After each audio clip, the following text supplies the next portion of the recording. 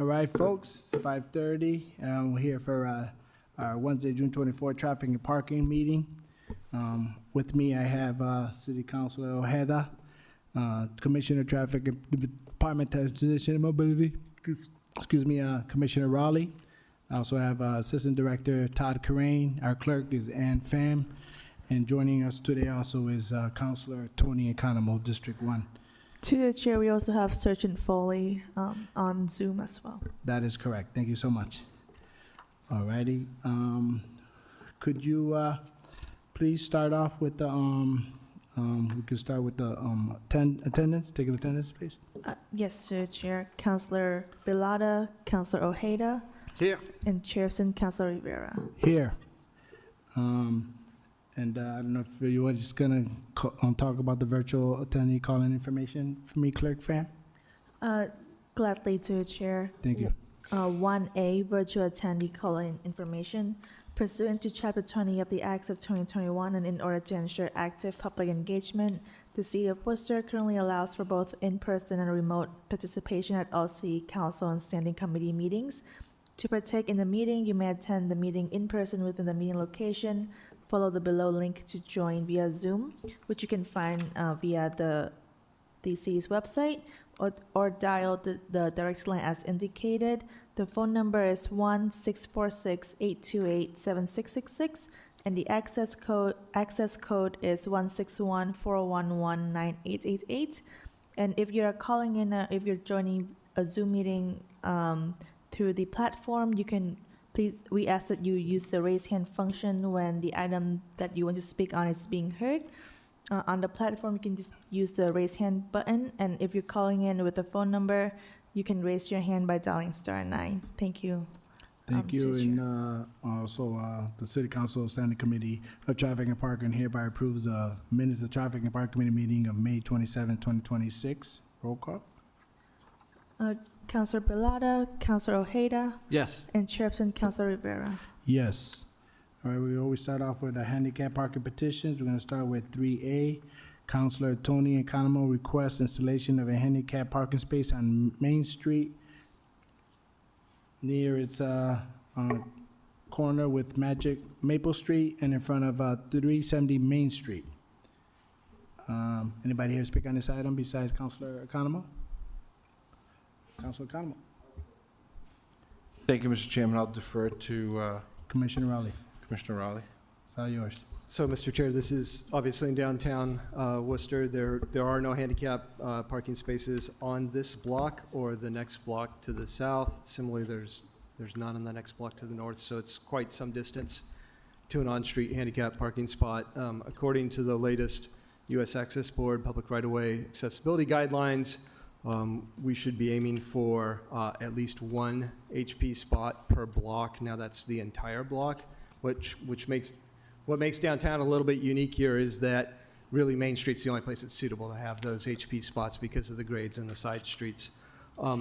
We are also actively looking at the rest of the parking zones on Main Street to try to optimize those. But rather than wait for that process to finish, I think it does make sense to go ahead and approve an HP spot here, recognizing that as we do that, we may end up shifting it around a little bit, but our recommendation at this time is approval for this particular proposal. Is there anybody online who wants to speak on it?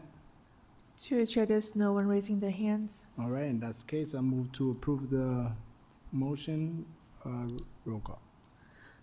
Councilor Bilada, Councilor Ojeda, Yes. and Chairperson Councilor Rivera. Yes. All right, we move on to 3B. Kelly Watts requests removal of handicap parking space in the vicinity of 3 and 5 Commonwealth Avenue.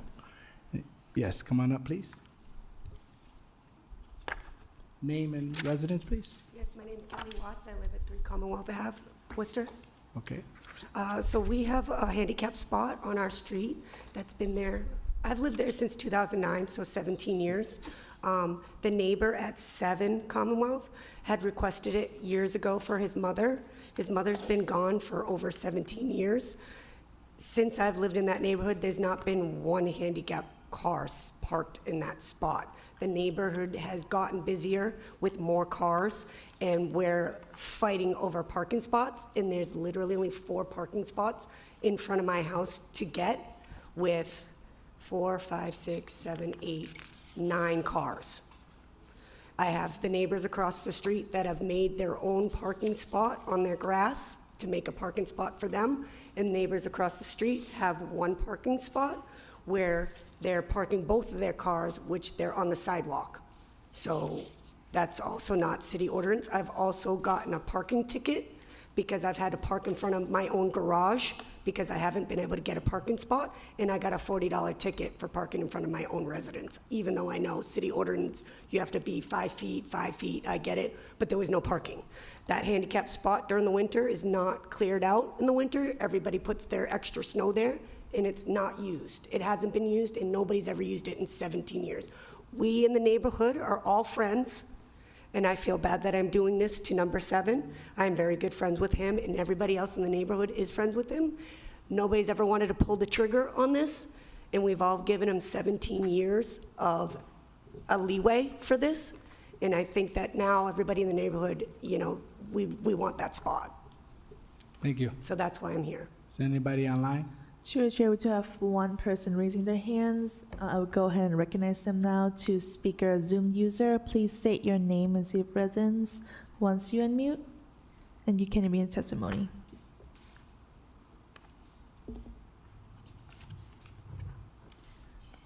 To the chair, the speaker just dropped off. So I think we can please just go ahead and see if they will rejoin the Zoom. Commissioner Raleigh.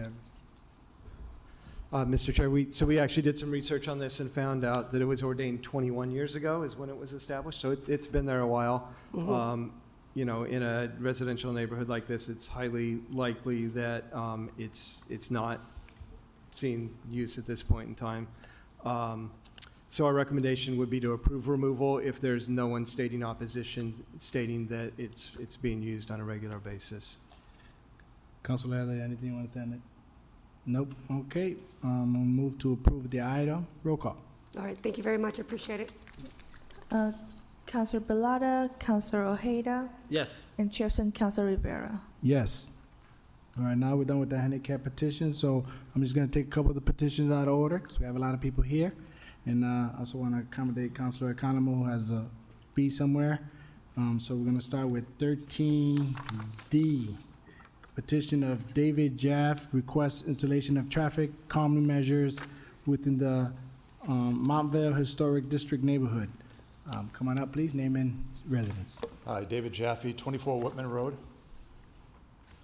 So this is a long saga, started 6 years ago with Sean Rose.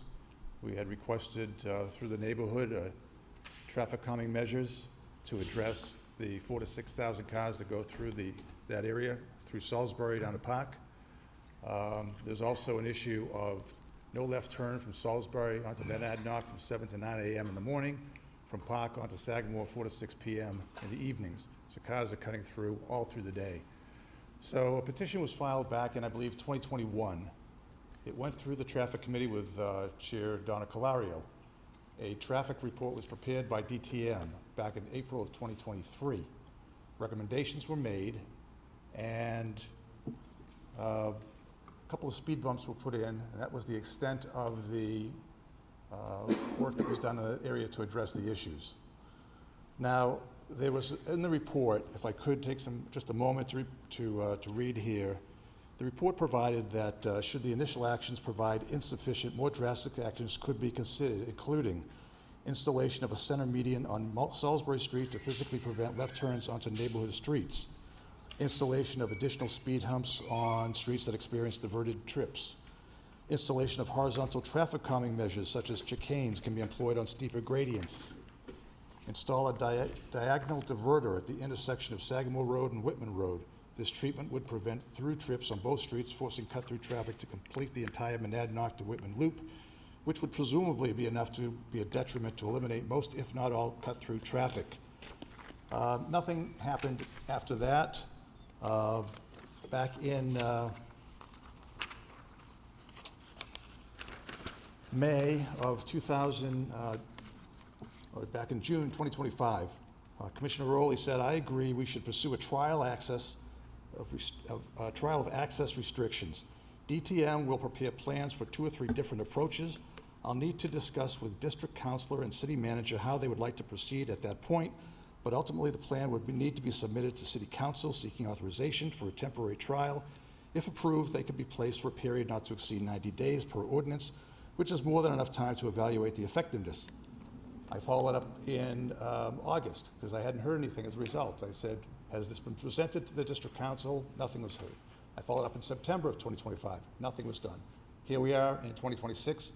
I approached the councilman back when he was elected in January, and here we are today. We had to resubmit the petition, and I'm here to request that these further requests go forward with the traffic calming measures. Thank you. Councilor Khan, anything you want to share with? Thank you. As we all know, that the traffic in that area it's out of control, right? It's become a complete cut-through, one way or the other way. My only concern is for the entire neighborhood, because I just want to make sure whatever we do there takes into consideration. We have to look from Pratt Street to Monadnock, Salisbury, and Park. That whole block needs to be looked at as to how we reroute things. And that's my only concern. I agree 100% with Mr. Jaffe. During conversations that I've had with Commissioner Raleigh as well, along the way, the same items that we spoke about have come back forward. And, I defer to Commissioner Raleigh as to what we can do, when we can do it, so we can alleviate some of this pressure in that neighborhood. Thank you, Mr. Chairman. Is anybody else here to speak on that item? Coming up, sir. Name and residence? Matt Allen, Monadnock Road. Mr. Economy, you're 100% correct. It is a cut-through. I have the traffic study here if you want a copy of it, in case you don't have it. 5,800 cars a day, and this was 3 years ago when it was done. So those cars are not doing anything in that area. They're all cutting through onto Park Ave. They are coming through on roads, as Mr. Jaffe said, that currently have signs from 7 a.m. to 9 a.m., no left-hand turn, or from 4 to 6, no right-hand turn coming up Sagamore. All of those signs are ignored. There is none, zero traffic enforcement of those signs. That's creating part of the problem. But extends further, Mr. Economy, as far as the area impacted, Otsego would also be impacted. Some of the recommendations that are contained in here are actually quite good, but the problem is nothing's been done as of right now, other than the speed bumps, which, while they do slow the traffic down slightly, they do not prevent people from cutting through. And that's the primary concern that we have. There are several bus stops for young children, elementary school level children in that area at 7:30 or 8 o'clock in the morning. So you have traffic that is coming through, I'll use the term illegally, but against traffic enforcement or traffic regulations, and putting those children at risk. So I think it's a good idea at this point. It probably was a good idea 10 years ago to actually look at this more closely and determine what's the best option. And as I say, some of the things contained in here are actually quite good, and now it's time to take action. Thank you. Thank you. Sir, name and resident? Yeah, take it.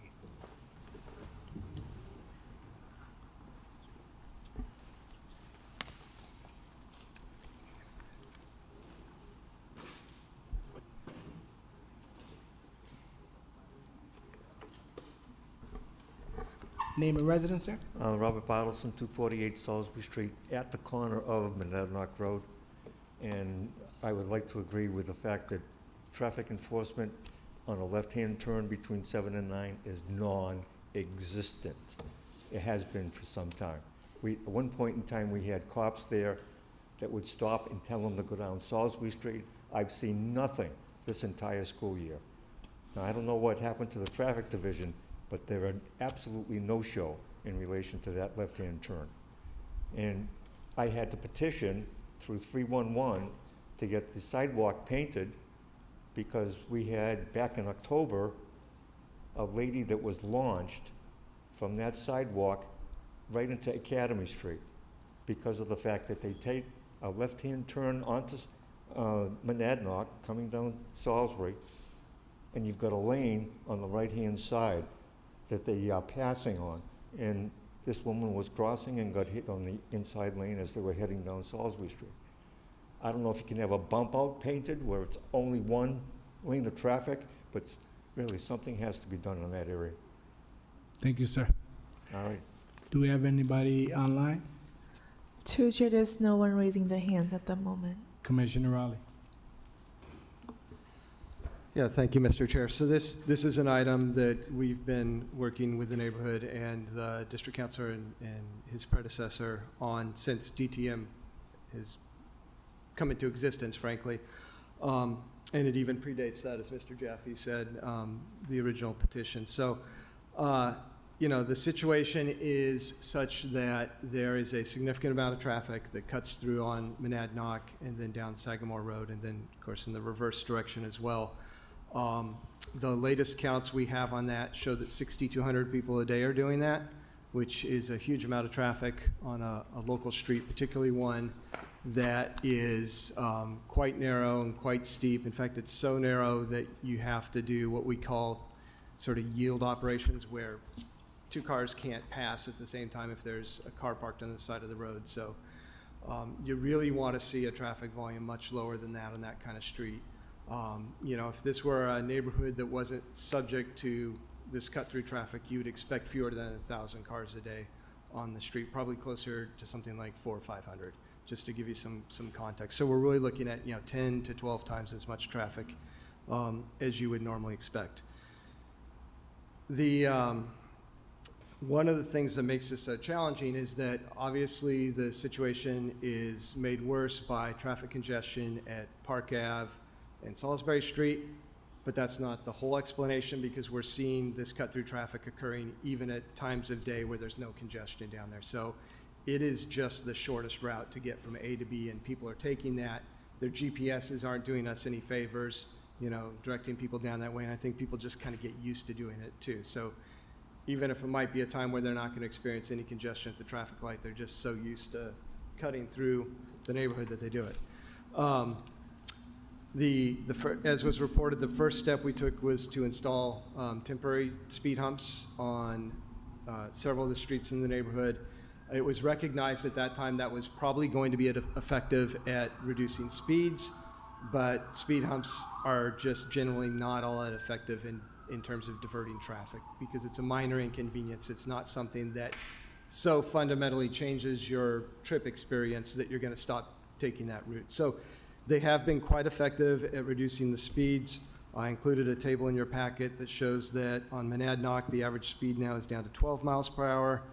The 85th percentile speed, so that's the speed at which 85% of vehicles are traveling at or lower, is at 16 miles an hour, well below the speed limit, which it should be on this street. Frankly, even the speed limit is higher than a safe speed on this type of residential street. So 12 and 16 miles an hour is about right where you want to see it. Sagamore's a little bit faster. We had trialed a speed hump there, but unfortunately, because of the grade on that street, the only place we could put it was right by the stop sign, so it just didn't make a lot of sense there. So we did not end up putting a permanent speed hump at that location. We ended up putting them on Monadnock and Whitman instead. So again, good effectiveness with the speeding. Really no effect whatsoever that we can tell to the traffic volumes or traffic patterns.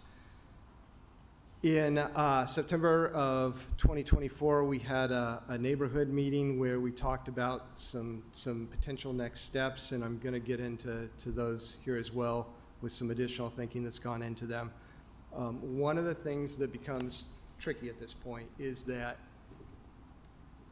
when we start to look at these, and we'll go through each of them individually, when you start to look at them, it's not just cut-through trips that are affected, it's people that live in the neighborhood too. So it's going to be up to residents in the neighborhood to weigh in on, is the inconvenience this is causing me worth it for the detrimental effect it's having on cut-through traffic. So, that's something that only really the residents can weigh in on. And of course, people are affected differently depending on where in the neighborhood they live.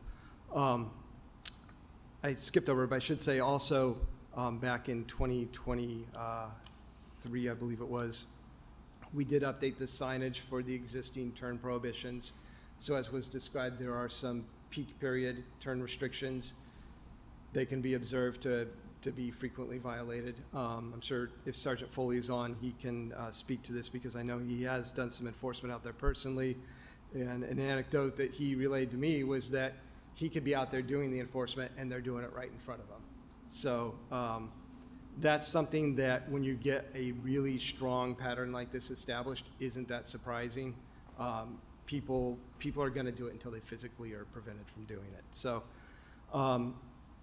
there are a number of options that we've developed that could be looked at. These could all be implemented on a trial basis, which I think is a good idea because they do significantly change how you access the neighborhood. So I think it's important that people have a chance to try it out, see how it works, and then, come back to this body and have a conversation about, hey, did this make sense? Are there any changes that need to be made?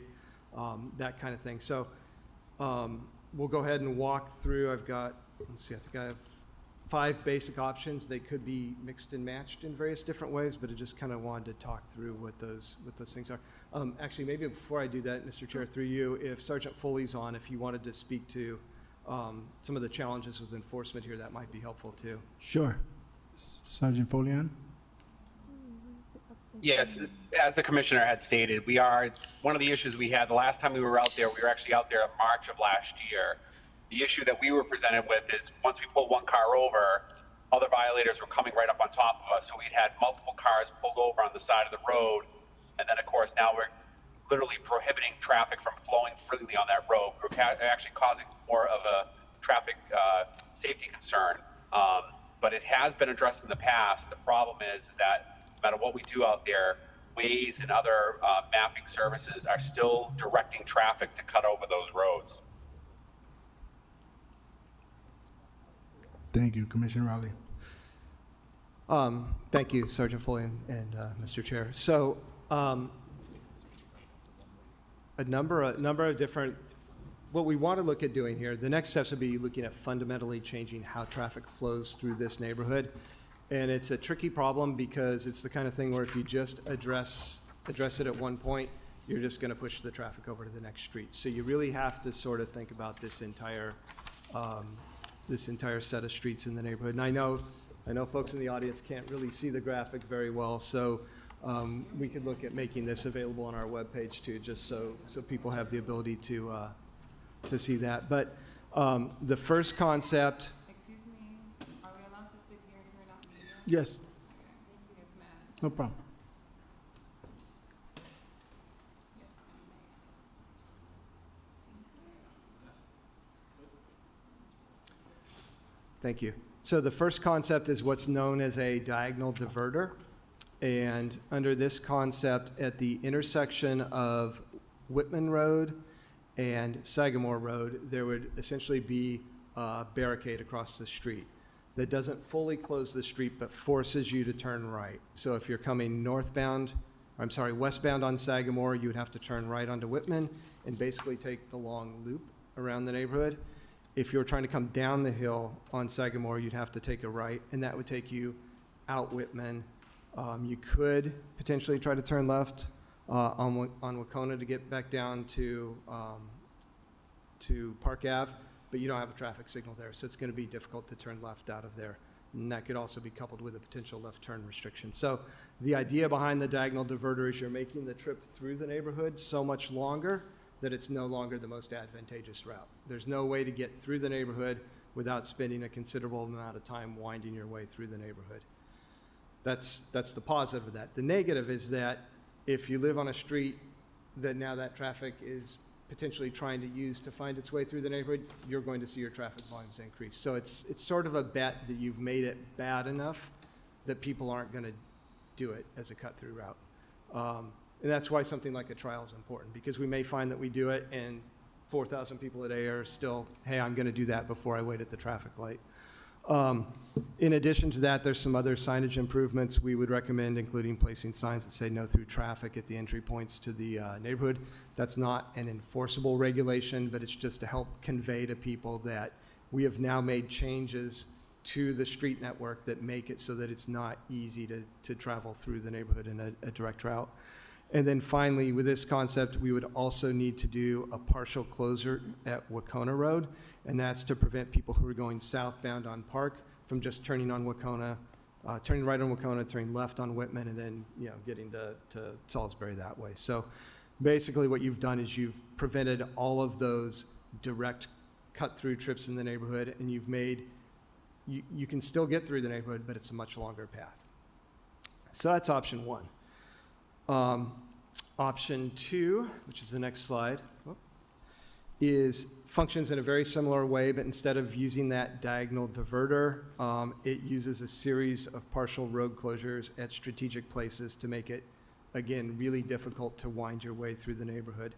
So in this case, there would be these half closures on both directions of Sagamore. One is on either side of the intersection, and what that does is if you're coming, again, down the hill, you can get to Whitman, but you can't continue straight through. You'd have to turn left or right at that point. Conversely, if you're going up the hill on Sagamore, you get to Whitman, again, you'd have to go left or right. So then we need to think about, all right, once we've done that diversion, where are people going to try to get through? The next spot is if I'm coming up the hill on Sagamore and I turn left, I'm going to just be able to go straight out Whitman to get to Park. So we need to also put a partial closure on Whitman, just past Wacona. So what that means is if I'm coming up Sagamore, my choices again are to take that big loop around Whitman to Monadnock, or that's actually just about it. You could go up Sagamore, you could go down Wacona and then over to Montvale, but that's probably long enough and circuitous enough that it's going to dissuade people from doing that. So the first two options are really the same concept. It's just how you implement it. There's two different traffic treatments that you can use to implement it. The next one is looking at strengthening the existing turn restrictions on Park Avenue. So as was described, there are peak period turn restrictions there today.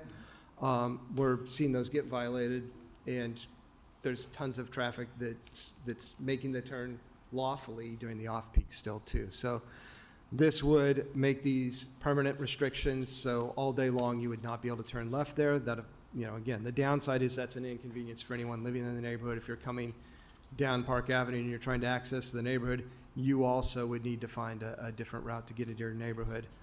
We are not proposing a left turn restriction at Montvale here, thinking that that's probably a way that's convenient for residents to turn into the neighborhood, but probably wouldn't be used as much for cut-through traffic because they'd have to then circle back up and around through the neighborhood. You can kind of get a sense of how this is where that, the importance, again, of trialing this to see if it performs as you would expect it to is important. We know that signage by itself isn't performing well now here, so I wouldn't expect this option, which we call 2A, to really change much, to be honest. Any day Sergeant Foley or one of his crews out there, then yeah, it's probably effective while they're there. But when they're not, people are going to figure that out pretty quickly. So the next step is you look at putting a physical barrier that prevents that movement. So that's option 2B. And in that case, you have the left turn restrictions and you put a barrier down the center line of Salisbury Street, and that prevents people physically from taking that left turn.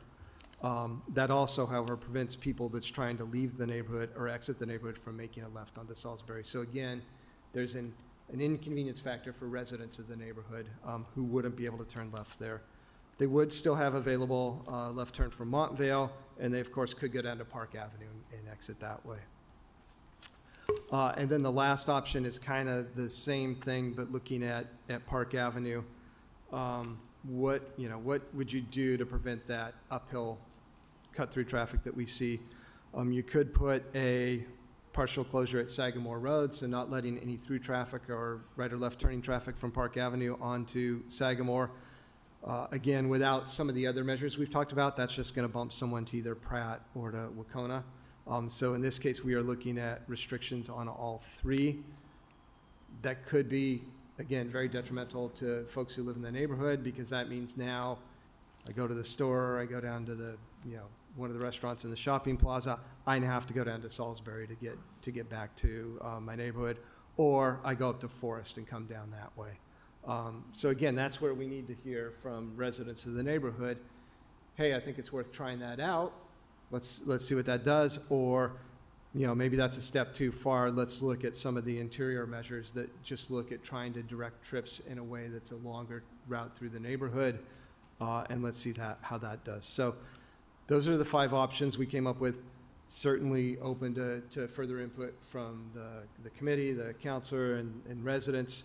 But if there was a decision to trial this, what we would do is we would implement it with temporary signage and essentially traffic cones and probably water-filled jersey barriers too in some cases, just to be able to implement these in a way that could then be reversed after 90 days or even before that if it was proving to not work at all like we expected, and go from there. So. Happy Sounds to answer your good. questions. Thank you. I'm going to go back to Councilor Economo, since he heard from you and all these great plans, drafts. Thank you, Mr. Chairman, and I appreciate Sergeant Foley for chiming in on that too. Is there, number one, I'd like to take a few minutes and speak with the constituents out in the hallway, and you guys can move on to some other business while we talk this out. Is there something that you suggest as a first step 1 and 2, and then on top of all of this, enforcement, there has to be a plan associated with the police department to enforce these changes. Personally, myself, the no left turn signs, you could leave them, take them off the poles, put them on the poles. I don't feel those work. I would think more so the do not enter signage would be, I think, effective. But I ask you if you have a suggestion for 1 or 2, and then I'd certainly like some time to speak with the constituents just to get their thoughts and opinions as well. Commissioner Ali? Through the chair, I think if we were to trial 1 or more of these, what we'd want to do is either pick from 1A and 1B, so it's either so those are the interior measures, either the diagonal diverter or the interior half closures, which both accomplish similar things, or say, that's a little bit, too dramatic. Let's go ahead and start with some of these closures at the exterior. So that would be 3A, probably in combination with I agree with you, Councilor Economy. I don't think just putting the left turn signs up there and taking the time plaques off of them is going to do much. I think we'd have to actually look at prohibiting that turn physically, which on Salisbury Street's a little more challenging on a temporary basis. We could do it, but we'd probably be looking at putting flex posts or something like that in there, so it's a little more semi-permanent kind of arrangement. My gut would be to try something like 1A or 1B, the diagonal diverter or the interior half closures first, see how that goes. I'm curious to see if there's also anyone online. We didn't, I don't know if we checked for any online participants, but that could have some adverse impacts to people who live sort of further in the interior of the neighborhood. So I'm concerned about that, and I'm just interested to hear that perspective. But again, that's why you do a trial. So. If I may, Mr. Chairman, make no mistake about this. This is not, yes, the neighborhood bears the brunt of it, but this affects travel to the west side, to the north end of the city as well. But if I may, again, if you allow me the leeway to speak with the constituents for a bit, just to get their feelings, and then we can come back and. If that's agreeable, Mr. Chairman. Yeah, that sounds good. Thank you. In the meantime, we just hold off on that one, move on to some of the other ones.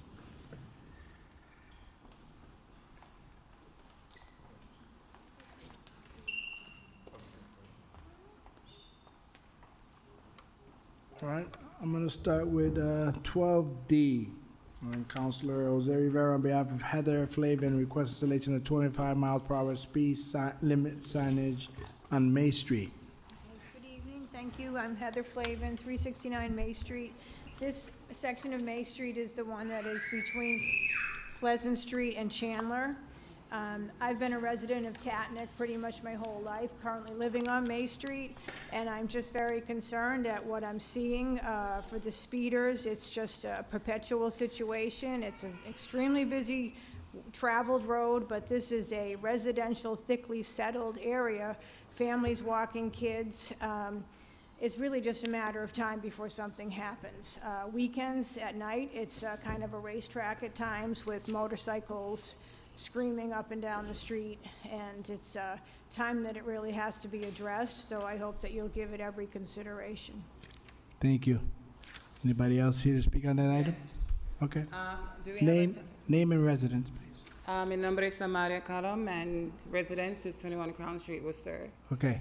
So by the architecture of this building, which was built years ago, it seems like the people that built this building are very advanced because this is a well-architected building. I'm from Florida, and one of the things we have are like overhead bridges, for example, Just, where I the mean- Hanover Theater is. I mean to interrupt, but we're right Yeah, now- so we're on Main Street- 12D, we're on Yes. that, okay. So on Main Street. May Street. Yeah, so it is Main Street where the Hanover Theater is. No, we're on the May Street right now. But it's everywhere. MAY. So the thing about it is you guys have things in the road that are not like pedestrian crossing. I get it, but what I'm saying is this is the Why wouldn't traffic. they invest in infrastructure to build overhead bridges so Okay. those little things don't slow down So, the so that's traffic? another item for another time. We don't have that on the agenda right now. To build Something overhead bridges? if you want to put that in, we can definitely do that. It just Oh, I live in Florida. I'm just visiting here. Oh, I appreciate it then. But I'm just saying right now we have a I'm meeting. from Miami. Oh, I appreciate it. I'm trying to make Worcester like Miami. I appreciate it, but what I'm saying is there's rules, and right now we're running. Oh, there's rules. Yeah, we're Okay. running a meeting, and we're trying to stick with the meeting. Thank you. Is anybody online for this 12D? To the chair, there's no one raising their hand at the moment. Commissioner Raleigh? Yeah, thank you, Mr. Chair. So, and we've had this discussion recently, and we'll have it again for another few items, but one of the things that's sort of mind-boggling to people is that until very recently, we weren't legally allowed to put speed limit signs on streets that are covered by the citywide speed limit, but that regulation changed in March of this year, so we now can, and we do recommend signing the arterials and major collectors in the city, and May Street is one of those. You know, there is a well-documented speeding issue on May Street, so we do recommend approval of adding statutory speed limit signage to the street. Thank you. Is there anybody? Like overhead bridges. Yeah. We don't have them here in Worcester. All right, right now we're not talking about overhead bridges, sorry. It's not that expensive. No, I understand. You got it. Councilor Ojeda, anything you want to say on that? No? All right, we're gonna move, nobody online, you said all right, so we're gonna move to approve the item, roll call? Councilor Bellotta, Councilor Ojeda, Yes. and Chairperson Councilor Rivera. Yes. All right, we're gonna move to the next item, I'm trying to find it on here is, I know, somebody's here on 10D. Did I go too far? Let's see. Which, 6. Yeah, went too far. 9 and, To the chair, 10D is on page 33.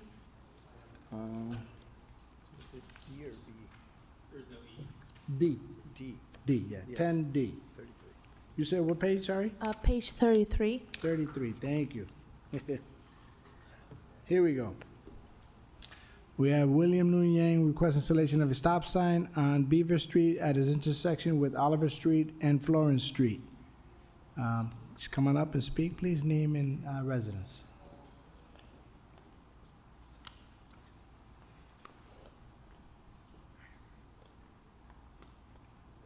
Hi, my name is William Nguyen. I live on 2 Oliver. In the time that I've lived there, I've seen countless cars speed through the intersection of Beaver, Oliver, and Florence. In this year alone, there's been accidents, pedestrians being hit.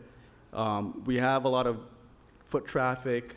There's a restaurant there that I manage with drivers that stop and go. They're unfamiliar with the area. So the cars that are speeding down Beaver they don't have any regard for the pedestrians and the children, the students that are in that area. And lastly, I like to add that in the last couple of months, I think there was an accident that was damaged property on Clark University, and there was a police report filed about a teenager getting hit on a bicycle. So I'm just requesting a stop sign at the end of Beaver. It would make sense because there's already a stop sign on Florence, and it's a one-way on Oliver. Thanks. Thank you. Anybody else here on that item? Come on up, please. Name and residence. Hi, my name is Isabella. I live at 37 Beaver Street. I've only lived there for about a year and a half, but I've been in Worcester for school.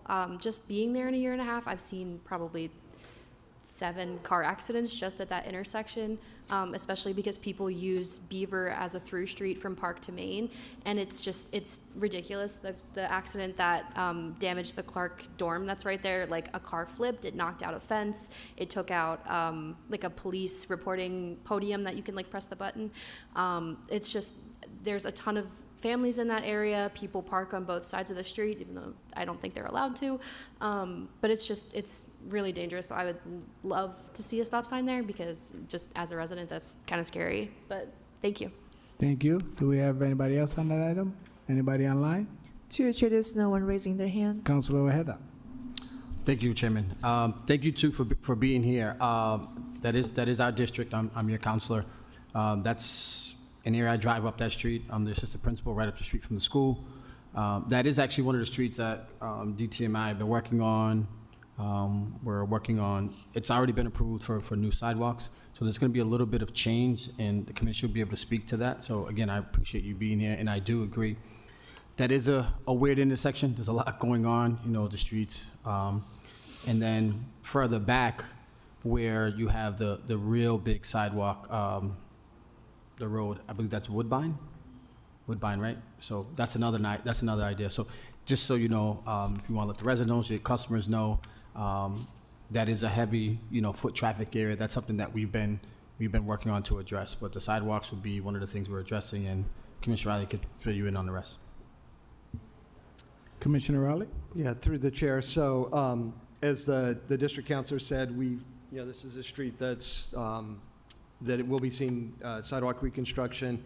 We walked the street with Councilor Ojeda, looking at the various issues out there. It's one of those weird intersection configurations that for some reason we seem to have a lot of these in Worcester, where it's not really a 4-way intersection, like 2 legs sort of form kind of a through movement, and that encourages people to travel really fast through the intersection.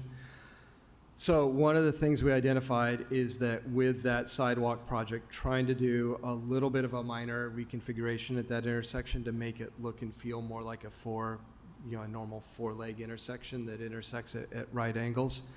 And in that case, then it would make sense to introduce the stop sign for the Beaver Street movement. Just looking strictly at the stop sign warrants that were required to follow the federal regulations in terms of where and how you establish stop signs.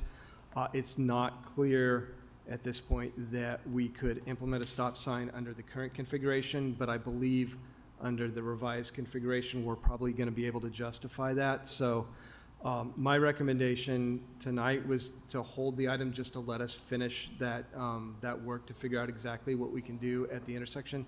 But I do think that we are going to be able to incorporate a stop sign there, along with some geometric work that's going to make it a safer intersection. Councilor Ojeda? Thank you, Chairman. To the commissioner, would that also include any painted lines? I know just to help the flow of traffic on which way to go. I mean, obviously, we can't put a little rotary there, but I know in other areas, because we have more space, we can, but at least there, like I said, there's someone that moves new to the neighborhood.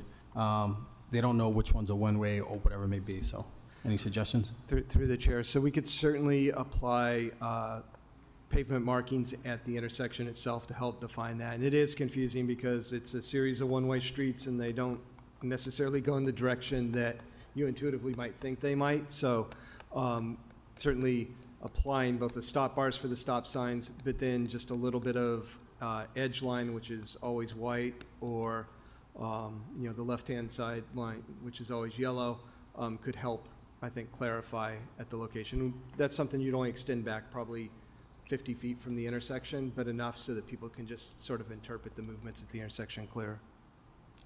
So to be clear, we know that future project work is going to be done on the street. The stop sign is going to be approved, but for now, we're just going to hold the item until we figure everything out. Through the chair, I'd be most comfortable with that, just to Sounds ensure good. that we can work the stop sign into the reconfiguration before we ordain it. I Perfect. wouldn't want to do that and then have to come back and say, Gotcha. it turns out it didn't work. All right. Thank you, Jim. Lastly, I'm really big on, in the meantime, right? Anything we could do in the meantime, any type of temporary signage that we can put up. Through the chair, so we'll look at that. And I believe, is the sidewalk work programmed for construction this summer or is it next spring? Do you know, Todd? They have not finalized the bid yet, so there'll be some work this construction season, and it will carry over to the spring. I do not know where this one is programmed. So through the chair, so we are looking at a year from the sidewalk work getting completed. So I think it does make sense to look at whether there's something in the interim we could do there, just to help slow people down and clarify the movements at that intersection. Sounds good. Therefore, we're going to move to hold the item. Roll call. Counselor Bilada, Counselor Ojeda, Yes. and Chairperson Counselor Rivera. Yes. All right, we're going to move on to 8 speed and traffic enforcement petitions. 8A, Mayor Joseph M. Petty and Councilor Tony Economo on behalf of Louis Bourget requests increased enforcement of the truck ban weight restriction on Mount Avenue. Name and Hi. address, residence, please. My name is Lois Bourget. I live at 62 Mount Ave, Worcester. There's also a letter from a resident that was emailed in. Yes. I've lived on Mount Ave for 23 years. Eames Road was paved about 12 years ago. Until that time, it was a dead-end road, and we had zero traffic. Now we have a City of Worcester school bus gas depot that was built down below on Pullman Street. The buses are using that as a cut-through to get to Abbey Kelly and the Recovery High. The buses don't stop at the stop sign on Eames, and they fly down the road even though there's a 2.5-ton limit. The buses are over the limit for the weight.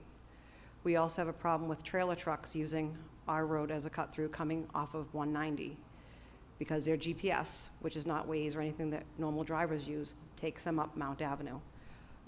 About a month and a half ago, we had a trailer truck stuck there for 6.5 hours.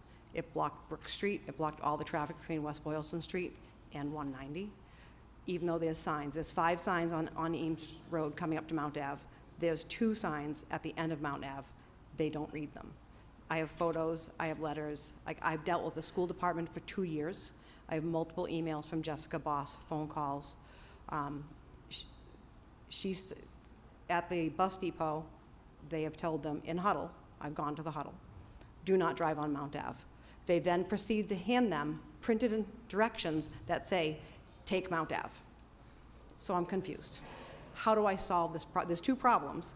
The children stand on the corner of Mount Ave and Brook Street for their bus stop. There are no bus stops on our road. The children, age 5 through high school, walk to the end of the road and stand there on that blind curve. Cars fly on that road. The trailer trucks try and come through and the kids are getting off the bus. The buses are coming down to take a left to go to Abbey Kelly.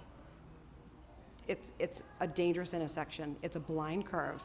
There's multiple problems and I don't know what to do. Like there's no sidewalks. Cars are parked down both sides of the road, so you have to literally pull over into a driveway to let someone by.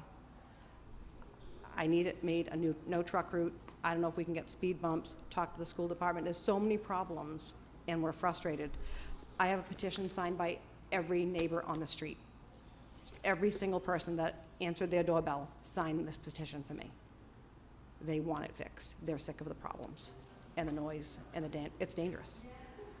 Okay, thank you. You're welcome. Before I go to Commissioner Raleigh, I just want to, the petition is for enforcement of the restriction of the truck and banner weight. Yep. limit. So, So we can If you start with want- that, yeah. we can okay? start- I'll be happy to start with that. Only because it's for the other items, like if, Yep. speed humps and all Yep. the other stuff, we got to put in There's petition many for that. problems. We can start with the trucks. There we go, that's good. I'm gonna, do I have anybody online? I believe one of my neighbors is online. To the chair, there's no one raising their hands. Okay. All right, I'm gonna go to Commissioner Raleigh to update us on Okay. the situation. Thank you, Mr. Chair. So the first thing is I'm gonna give you my card so that we can have a follow-up conversation on all the issues that the neighbors you. experience. And I've worked for the city for 12 and a half years. I worked in the planning department before this, and definitely familiar with your street because I know there's been a Right. host of challenges We have a over Seven time. Hills house on that street. Yeah. People they're trying to unload the ambulances and the wheelchair vans with people that are handicapped. We have the former assistant fire chief whose yard gets driven over weekly, and John Sullivan would be here, but he is away on business right now. So I do want to share my contact info with you so Absolutely. we can have a conversation with you and Yeah. your neighbors. With regard to the enforcement itself, I'm going to defer to Sergeant Foley. Hopefully he's still online. One thing we can do is take a look at the signage and make sure that it's consistent and up to date. I have a little bit of an outdated photo here. In the photo, the sign's actually rotated in the wrong direction. Yep, that was the other day. I don't know if it's still the same. No, it was hit again by a Okay, truck. It's backwards okay. again. So we'll go ahead and do that, but otherwise I would defer to Sergeant Foley in terms of Yes, have talking many- about many the Sergeant, photos if you'd Sergeant like to Foley see them. online? To the chair, I am. We're well aware of the issues over there when we've had conducted enforcement out there. I think the last crash that we had was, of course, with an Amazon truck. The problem we're having is a lot of these truck drivers are coming from out of state, and then they're just using their regular truck GPS to stick them on that road. So we've advised Polar Soda, which is over there. We've advised Amazon. We've talked to the bus company. I'll talk to them again. But that's some of the issues that we're dealing with. But I will have our commercial truck guys conduct what we call our TRCs in that area and see if we can continue to work with some of the businesses over there to make sure we try to prohibit trucks from using that road. Perfect. So you heard from Sergeant Foley, Yep. what they're gonna be doing, because otherwise I would have just put in the judgment order for enforcement, but they're already working on that. Thank you. And then you're gonna have Commissioner Raleigh's number, so you guys can work on that. And so in the meantime, we're working towards I appreciate your that. situation, but as is written now, we're just gonna, communications, we're just gonna file it. Okay, and we'll keep taking pictures. Thank you. Thank you. All right, move to file, yes, Counselor Economo. Sorry. Through the conversation, I assume you're talking about Mount Ave, right? Yes. And I offer to the constituents, if you have any questions, don't hesitate to reach out so I can assist you on that. I'm very familiar with the situation there, and it continues to play out the way we don't want it to play out. So thank you. Thank you, Mr. Chairman. That's crazy. All right, thank you. We're gonna move to file roll call. Counselor Bellotta, Counselor Ojeda, Yes. and Chairperson Counselor Rivera. Yes. All right, we move to 8B. Councilor Jose Rivera on behalf of Joseph DeGrogrio, requests increased speed enforcement on Hope Ave in the vicinity of the exit ramp of I-290. Hi, Go ahead. Joseph DeGregorio, 36 Trowbridge Circuit. I'm here to request the city to increase signs on both sides of Hope Ave indicating the speed limit of 25 miles an hour and increase compliance of the speed limit by enforcement of said 25 miles an hour. As a homeowner and resident of Trowbridge Circuit, which is right off Hope Ave, for 29 years, my wife and I have made several calls to request speed enforcement on Hope Ave over the years. It's always been a problem. We really want our neighborhood to be safe for all. We've observed many accidents on this stretch of road, including a house being hit by a car, not once, but twice. A few years ago, my wife's car was damaged as she waited to pull into our street by a car exiting 290 at a high rate of speed. My new neighbor's car was totaled more recently under similar circumstances.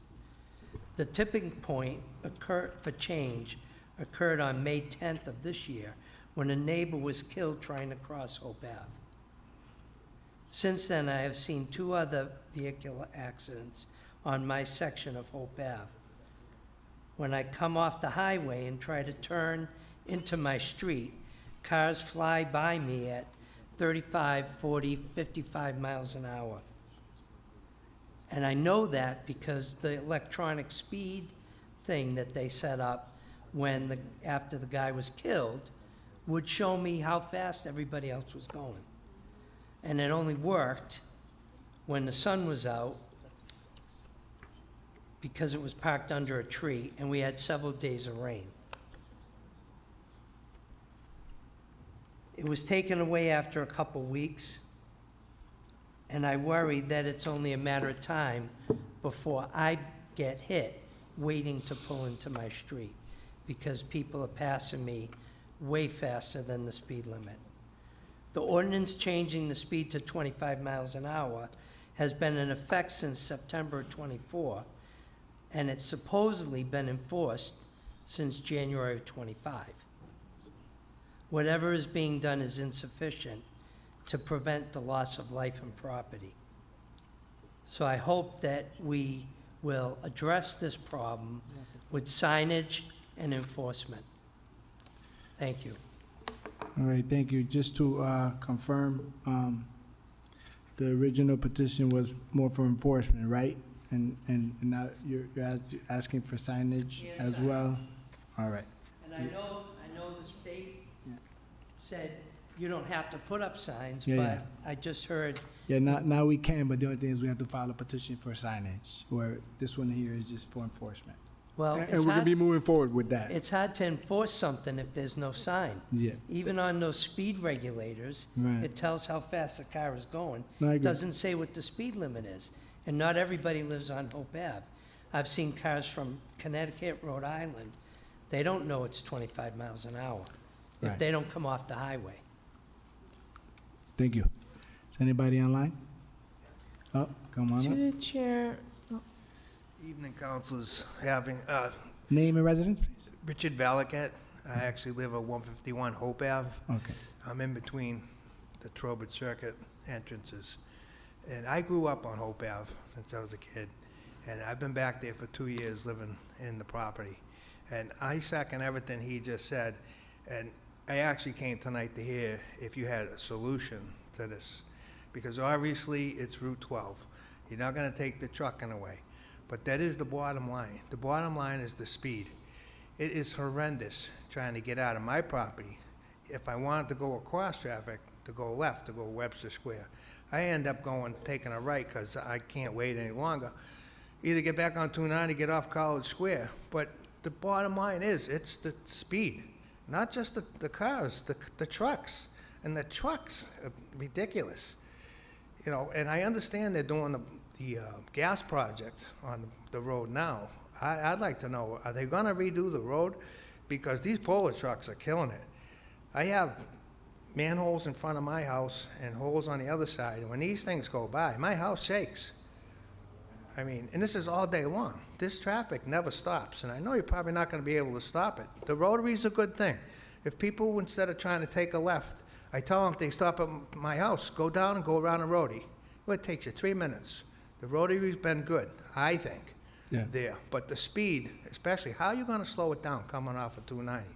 How are you gonna get these people to slow down? He's exactly right. That's what happens. You slow down and you wanna take a left and they come off. If you're further up the line and they're coming off like that and you got 2 cars, somebody wants to go around them because they're going too slow and they're already stopped. That's what these crashes keep coming from. I've seen them. That person that got killed was right in front of my house, 151. That was terrible. But I actually wanted to know tonight if you had a solution to this. And this, I agree with him with the signs. The speed limit signs definitely, how do you enforce it if you don't have it? That's what I see. And where I am, if you come around the rotary and start headed towards 290, that's where they gear up. If it's not a line of cars in line, it ain't nothing to get up to 40, 50 miles an hour right there. I watch them go by. Yeah. And it is. It's just horrendous trying to get out of there. I don't know what your solution is, but that's what I wanted to hear if you had anything tonight on that. But Well, I appreciate your time, and before I defer to Commissioner Raleigh, I just want to let you know that at the moment right now, I have an order. We're gonna look at where it's at on fixing the rotary and Hope Ave. okay. But there's some work that needs to be done first. And then I definitely can put in a petition for speed signs, 25-mile-per-hour speed signs to be put up. And is there a plan to do the road over Hope Ave? It's terrible. I mean, the holes in it, and like I'm saying, these trucks. Yeah. I mean, Pola, these things. People said when that meteor went by and hit down the Cape, they said, "Did you hear that?" And I said, "No, I wouldn't know the difference." I said, I hear that all day long in my house, boom, boom. But Right. So nobody Thank else here to speak on this item. I'm going to defer to Commissioner Raleigh. Yeah, thank you, Mr. Chair. So a couple of things I can. Oh, sorry. Wait. We do have a. One more? Sorry. To the chair, we do have one person raising their hands on Zoom as well. Okay, thank you. First, start name and residence. Hi, Juliette Belcito, Trowbridge Circuit. I'm the neighbor that got hit a few years ago, Oh, Joe's neighbor. sorry. So there's a handful of things that need to be discussed regardless of the speed, but it's also the safety of the schools, the school buses. I took my daughter off the school bus because I'm on Trowbridge Circuit. The school bus was dropping her off across the street, facing down the rotary, and making her cross the street. She was 7 years old. And they would not fix that. So that's number one. But the posting of the speed limit signs, number two. So there is a speed limit sign that says 25 miles per hour when you come off the highway, but that's it. There's no other posted speed limit signs. There is a 35 mile per hour speed limit sign if you're coming from Polar, going down Hope Ave towards the rotary, but that's before the bridge where the highway is. Besides that, there's no speed limit signs. And then in addition, that flashing light sign that was there after the gentleman on my road was murdered, basically, hit and run, I'm sorry to say that. That sign was flashing if you went over 35, not 25. So I don't know if that needs to get fixed as well or just put back up. And then there, What are you talking about? I was talking about the roads and Sorry, we're having a meeting here. Can't interrupt, please. Thank you. Yep, and then maybe if there's some kind of sidewalk or anything that can be put up, but there's only one crosswalk, and that's where the bus stop is that goes across from Seven Hills. So if you're coming facing the rotary where Seven Hills is, there's only one crosswalk, and that's because there's an actual city bus stop there. But besides that, there's no crosswalks where Trowbridge Circuit is, as well as there's no sidewalk on the side of Hope Ave coming from the highway.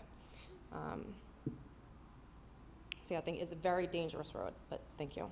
Thank you. Online? Can we go online? Yes, through the chair, I will go ahead and mute Speaker Lily. Please state your full name and city of residence, and you can begin your testimony. Thank you. Hello, my name is Lillian Colon. I live at 20 Trowbridge Circuit. I agree with all of the comments made already. I just want to also say that not only is it hard for those children to stand at the bus stop to get on buses and to get off, for parents to put on and off the children, but also at the winter, the city plows, when they clean, those corners where those children should be standing get so filled with snow that you can't even see what's coming. So you have to literally step into the street to look. And with the speed that everybody's talking about, it's too dangerous. And even if it's in the summertime, the speed is out of control. They don't stop for anything. When you want to go into Trowbridge Circuit, again, it is very dangerous. I have near misses all the time. It's hard to get in and it's hard to get out. I don't know what you guys plan on doing. There has been too many accidents. One just the other day, I want to say like a week ago. So we are very concerned about this for the safety of our families, friends, residents, everyone, because it's getting out of control. It's the off-ramp from the 290. That's the worst.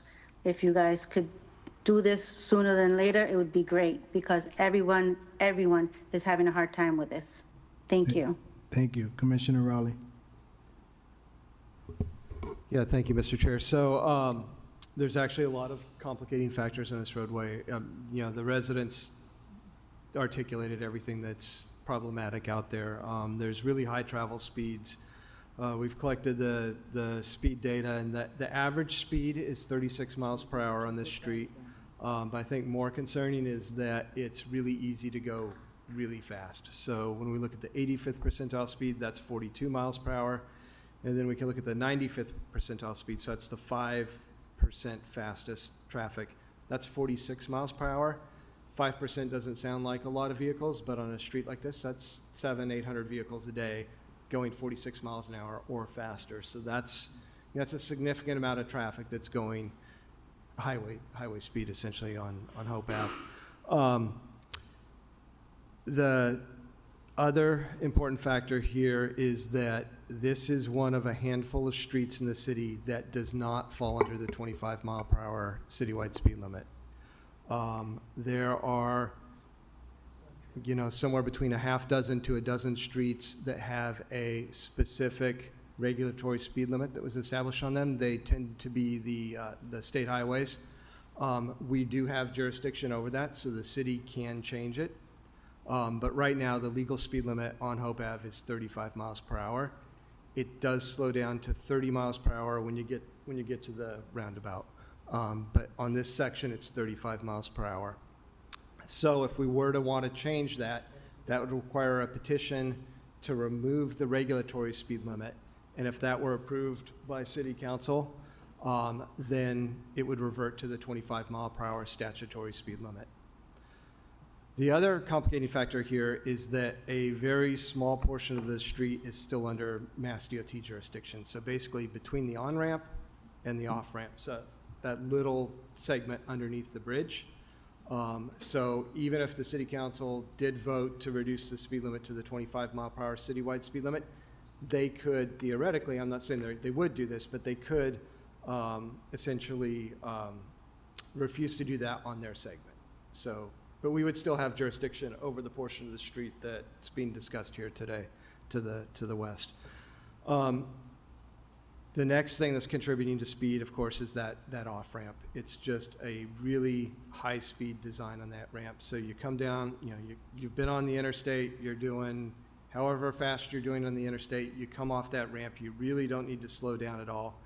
And all of the cues to the driver are just keep going. So we need to think about, you know, obviously rebuilding that ramp into a different configuration is not our jurisdiction, and it would be a cost-intensive endeavor, so that's way down the road if it ever happens. So we need to think about how do we transition the Hope Ave in terms of the configuration and the perception of the driver so that it reads more like a city street instead of the highway that they've been on.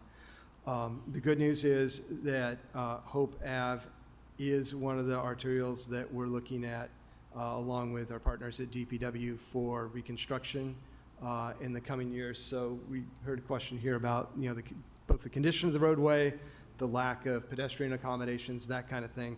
So those are things that will be looked at in that process. And we will meet with the community as we're going through that design process to get your input and to get feedback on the options for improving safety for all of the users of the roadway. So, you know, the existing news isn't great news, right? It's 35 mile per hour speed limit. The person who spoke about a lack of speed limit signs is correct. There's one 35 mile per hour sign coming westbound. There's none eastbound that I could see. The 25 mile per hour sign is actually just what we call a boundary sign. So it has another sign above it and below it that says, hey, you're in Worcester. The speed limit here is 25 unless posted differently. So technically there should be a 35 mile an hour sign, 150 feet or so after that, designating that, yeah, it's 25 citywide, but actually this street's 35. That is not in place today. Frankly, I'm not in a terrible hurry to go put up a 35 mile an hour speed limit sign there. But if the city council or residents could submit a petition themselves, we're interested in seeing the speed limit go down to 25 miles per hour, that would need to be through a petition to city council. I'll take care of that. So I'm happy to answer any questions, but I know Sergeant Foley would probably like to talk about some of the challenges with enforcement out here as well. I have a question or a follow-up on what you said. Sure. So in doing my research before, Come to the mic, please. Yes, sorry. in doing my research before I came to the meeting, it said that Hope Ave is designated as 25 mile an hour. And there used to be two zones. When you were near Seven Hills, it was 30, and then it went up to 35 later on in the road. Those signs left when we got that 25 mile an hour zone at the end of the highway, which should tell people that it's 25 miles an hour. So I'm getting conflicting information. Yeah, If you say that it's not 25, but it says here that it is 25. Through the chair. So I'll have to look at your paperwork, but in the ordinances and the speed zone regulations we have, the speed limit is 30 near Southbridge Street. Once you get under the overpass, it picks up to 35, and then it drops back down to 30 again at the circle, but I'm gonna go take a look at. In the meantime, I'll go to Sergeant Foley if he's online. But that's what came up. To the chair, yeah, I mean, the commissioner is right. That's exactly how the roadway is set up, 30 miles an hour to 35 under the bridge. So realistically, somebody coming off the highway should be going to 35. And then when they get closer to the rotary, it's 30. So the issue we're having, again, multi-lane road, trying to conduct traffic enforcement over there, especially when you have the speed limit signs the way they are. I know the residents would like the 25. However, we have to enforce what is actually legal over there, which is that 35 mile an hour. And that's the main part of the section they're complaining about, is that 35 miles an hour. So we can enforce the 35 miles an hour, but unfortunately, it's not the 25. And I think that's what really people want to see. All right, thank you. In the meantime, just while we're working on these other petitions and stuff, I am going to put a chairman's order for speed enforcement on Hope Ave, only because if you heard on the 85 and 95 percentile, they're driving like 46 miles an hour or more. Councilor Heather, do you have anything you want to add, please? Yeah, thank you. You know, it's unfortunate, you know, in these situations where, you know, the state kind of gets in the way or is in the way in some of these instances where we can't give the residents what they need right away. So it kind of makes it seem like it's like we're not trying to do our part, but we're trying to do everything. And so I have a few questions. The residents probably can answer it better than you. One of the residents mentioned the flashing lights. Where is that exactly? Did you mention it? I'm sorry. You wished there was a flashing light. Okay. There's no flashing light. Okay. And then, real quick, go ahead. Sure. On a pole, on a telephone pole, Mm-hmm. there's a small sign that says your speed. Oh, correct. It's supposed to Okay. come up with your speed, and it wasn't working today. Okay. All right. And then there was a big one on wheels that they put on the other side. Okay. As you exited Yeah. Strawbridge Circuit, you would hit it. It was on the other side of Hope Ave. But it was parked under a tree, and we had 2 weeks of rain. So it worked 3 or 4 days, and then it was gone after a couple of weeks. Okay, thank you. So then, I'm just throwing things out there as far as the flashing light, Commissioner Rowley, through the chairs. A few things that maybe you've probably already thought of, but it's important, I think we should talk out loud about it, is adding some type of flashing light, adding maybe more than just one crosswalk, something in between the rotary and the underpass, the bridge there. And then, is it possible to narrow the lanes as well? And then maybe a yellow light coming off the ramp to slow the cars down, and then with a narrower lane with a few crosswalks could potentially slow people down? So through the chair, couple of different things there. When we initiate the design process for reconstructing this street, certainly right-sizing the lanes is going to be something that we'll look at. And I don't know off the top of my head what the lane widths are here, but on a street like this, you'd want it to be 11 feet, which is still wide enough to accommodate any size of truck or larger vehicle, but narrow enough that it helps drivers understand that they need to go a little bit slower. You know, there's the question of, do you really need the 2 lanes in the westbound direction the entire length, or can you merge the traffic in there before you get to the circle? So these things will be looked at during the design phase for the resurfacing of that street. In terms of flashing lights, those have to be associated with some other traffic control device, so we can't just put a flashing light up that's not also associated with something else. So there's various, you know, if there's a warning sign that's appropriate, some of those can have a flashing yellow light with them. If we do proceed with lowering the speed limit to a more appropriate speed for this context, you know, it's going to be important to get speed limit signs out there, and there's some options that go with that, either in terms of LED lighting around the speed limit sign to really get your attention, or even a speed feedback sign, which was described by some of the residents here. There's permanent versions of those. The ones that were described were temporary ones that the police department puts out there. But in a case like this, where you have people coming off the off-ramp and you need to slow them down quickly, a speed feedback sign might be a good option, where it'll show them and flash, you know, when they're exceeding the speed limit, to try to get them down to that target speed. So those are all things we can look at. I do think we should address, you know, the existing speed limit right away, so we get that baseline addressed. Is it going to remain 35, or are we going to go ahead and revert to the 25-mile-per-hour citywide speed limit, and then recognize that as the design work comes back in and Hope Avenue is reconstructed 2 or 3 years out from now, we'll want to make sure that that design reflects the speed limit that's been chosen for the roadway. Okay, thank you. Last question, maybe, actually 2. Is there a sidewalk on that other side when you're coming off the ramp to the right? No, right? Okay, so hopefully That'll also that'll be be part of looked it. at during the And park, yeah. then, trees? It's largely, you know, it's sort of an undeveloped, hate to use the term highway, but it's really more like a highway than it is a street. So Right. we'll want to look at defining the street edge with curb, gutter, potentially sidewalks, certainly on the south side, maybe both sides.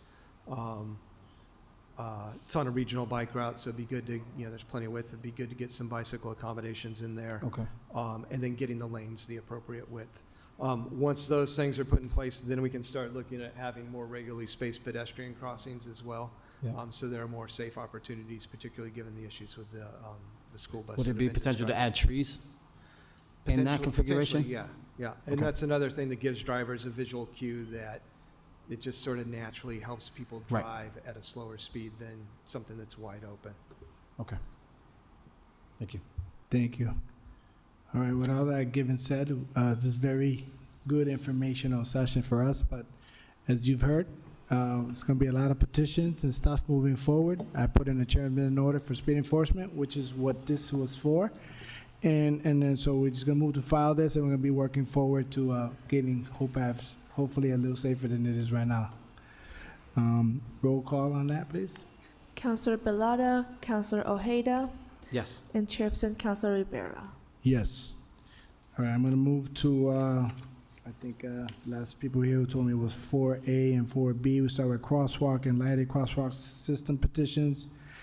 Julie Miller requests installation of flashing crosswalk signage at the intersection of Salisbury Street and Monadnock Road. Coming up, name and residence. 4A? Yeah, no?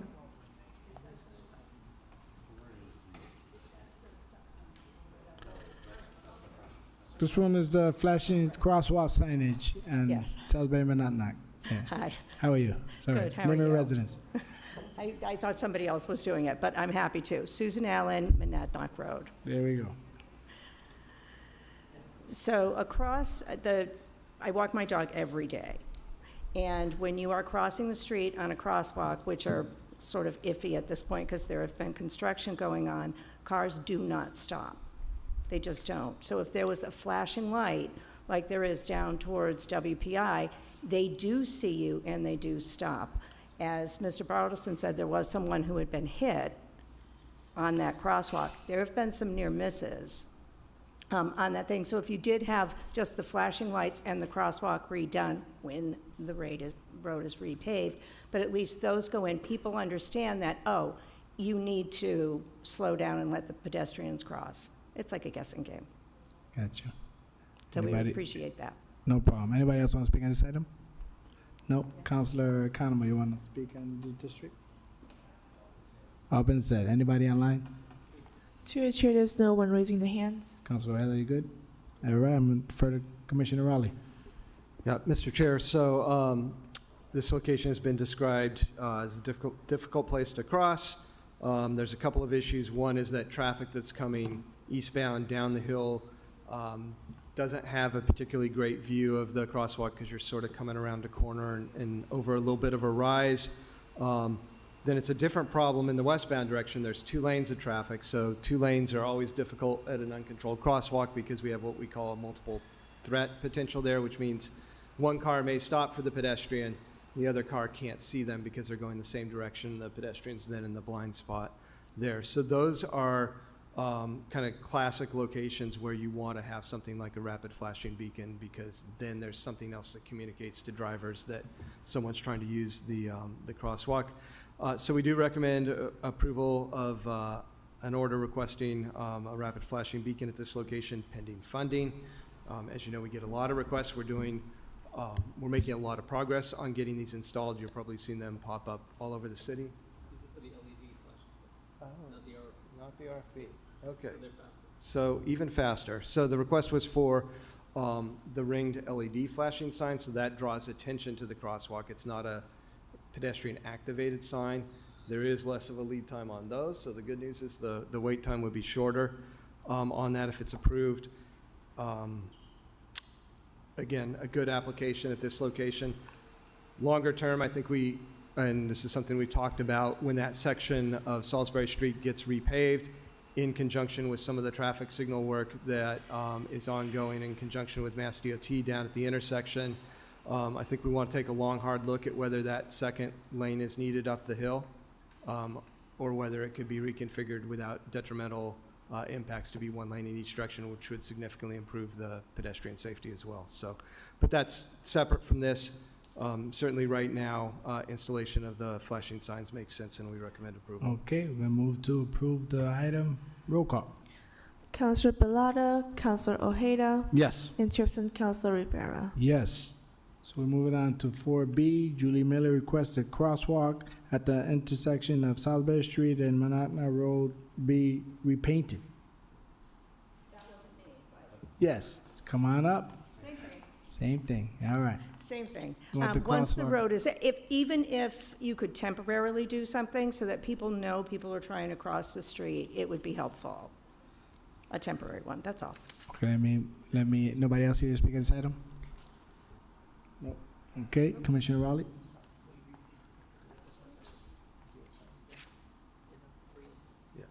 Through the chair, so just the item on the agenda for this was repainting the crosswalk. Yeah, it says, So that's what we've reported on here, and we did recently repaint it. That was repainted in, I don't remember if it was the end of May or at the beginning of June, but that was just repainted. If there's a request for enhanced signage, that should be made as a separate request because, Okay. or maybe it has been on a petition already, but I do believe we have regular pedestrian signs at that crosswalk, so, which is an important first step. perfect. Before we move to file this item, is anybody online?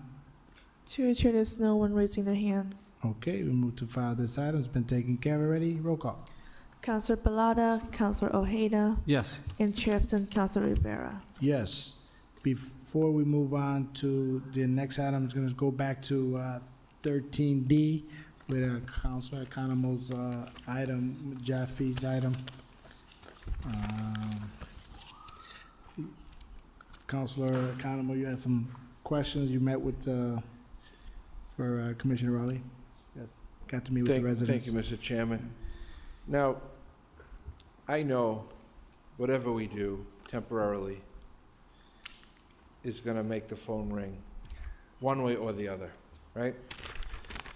So I think the importance of whatever we do here is that it is kind of a test run to something more permanent as we go forward. I will be keeping my notebook on it, so I know who's in favor and who's against, and what they're in favor of and what they're against of. And particularly, too, where they're coming from, because I think that's going to be an important part of this conversation. So having spoken with the neighbors out in the hallway, on a temporary basis, do not enter signage at Pratt and Park, Sagamore and Park, Wacona Road and Park.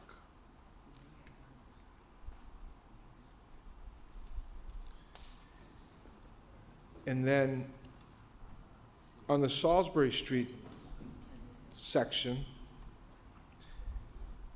at Salisbury and Monadnock, and I don't know if this is doable or not, or if you said it was or was not, Commissioner Raleigh, to put bollards, temporary bollards in Salisbury Street, eliminating the left turn option onto Monadnock Road and Whitman Road. The feeling was that Montvale Road was close enough to Park Ave where people would just, it wouldn't be worth the trouble.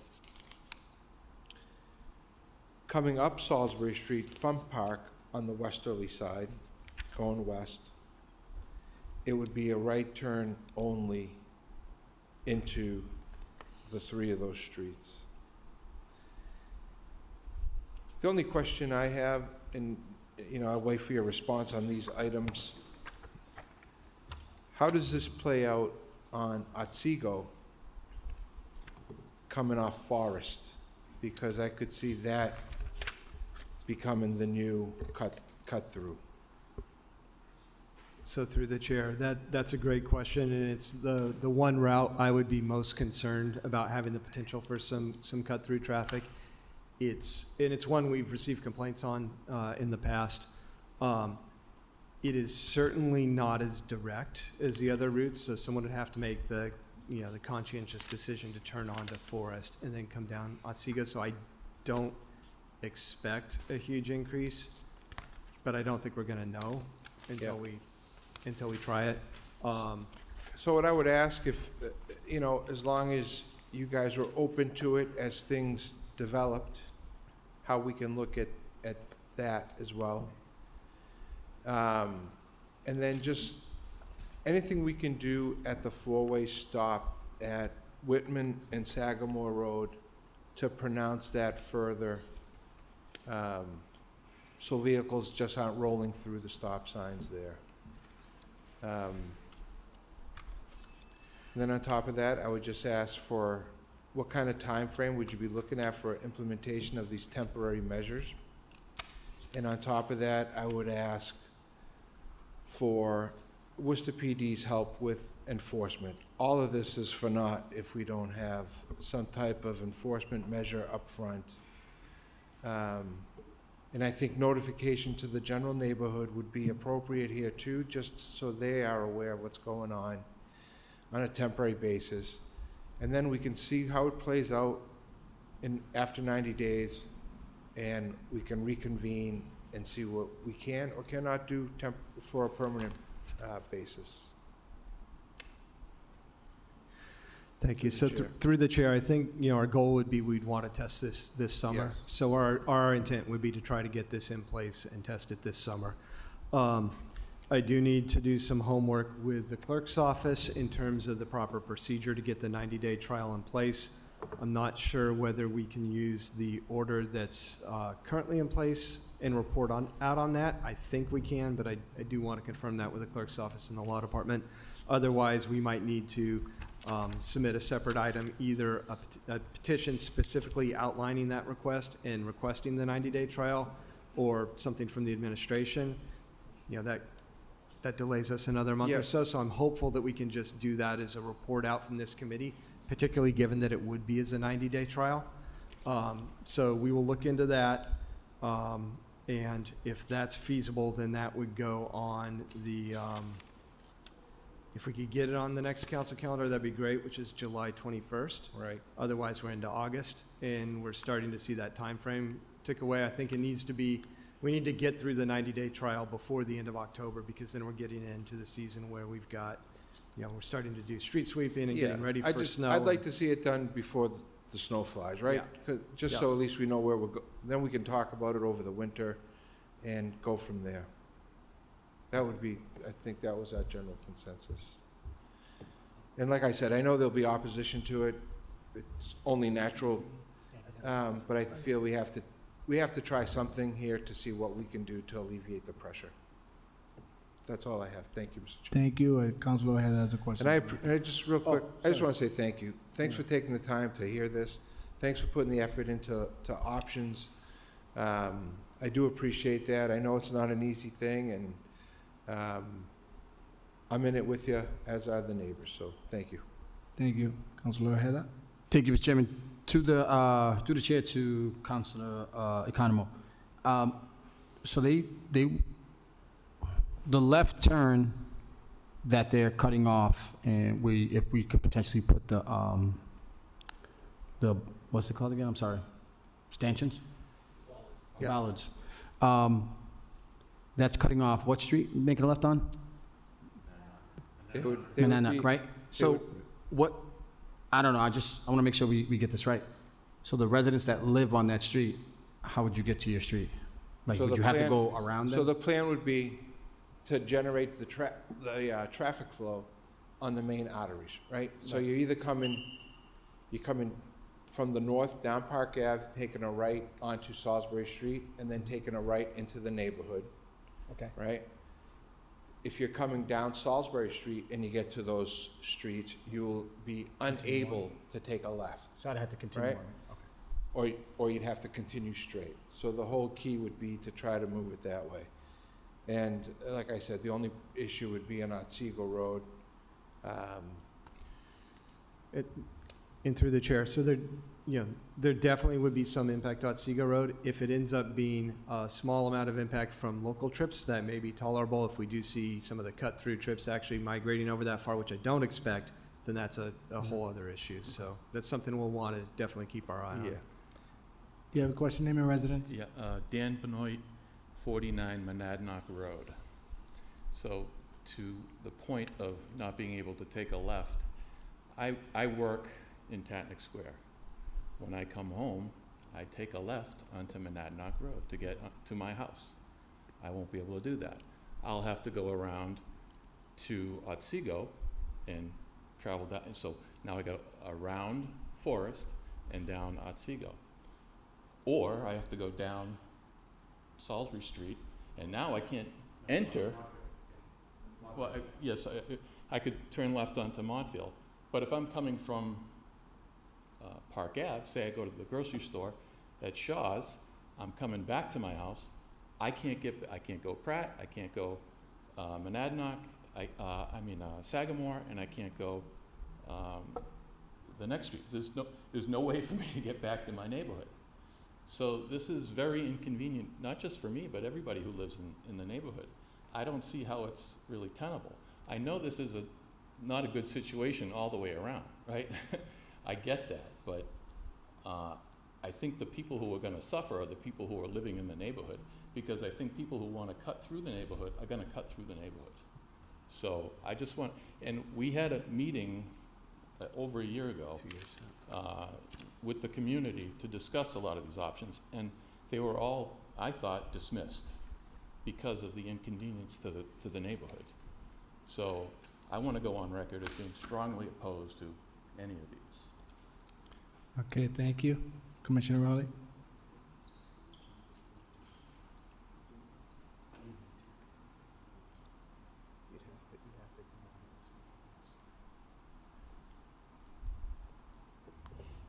Commissioner Rowley? Yeah, so through the chair, as was communicated, and that's the trade-off with all of these, is the local neighborhood is impacted, just like trips that are trying to pass through the neighborhood. So there's there's not an approach that doesn't adversely impact access to the neighborhood as well in some regard or another. I know each of the approaches do it in a little bit different way.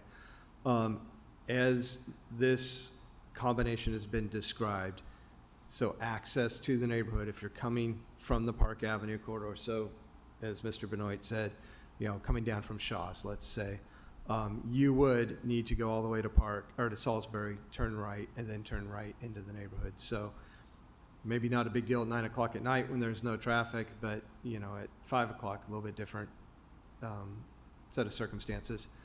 You can get there, though, but you would have to go through that intersection.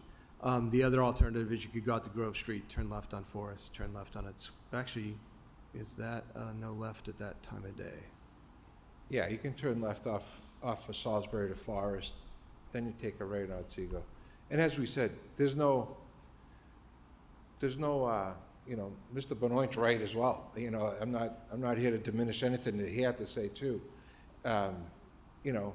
Quite frankly, for me, this is a powder keg, so whatever, let's light the match and see what we can do here.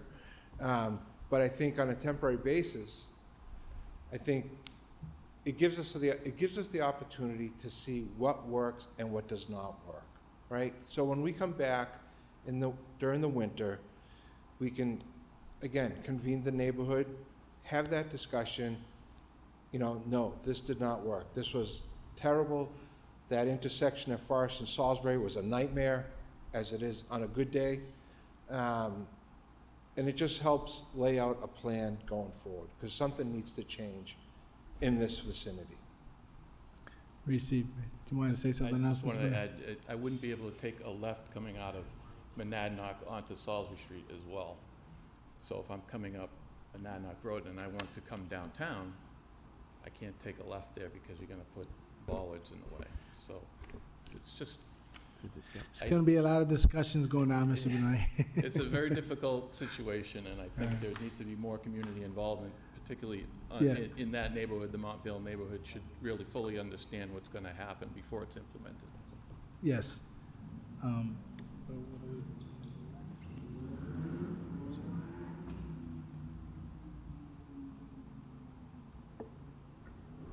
So through the chair, the alternative is we could flip it and we could try option 1A first, which was the diagonal diverter that has less impact on access to the neighborhood. But then, again, that's a whole other set of impacts, though. That means that trips might go that longer loop through the neighborhood. And now we might see 4,000 people going through the entire neighborhood. So the problem, as you know, and I'm sorry to interrupt, but through the chair, as you know, as you get into that area, you divert to the right.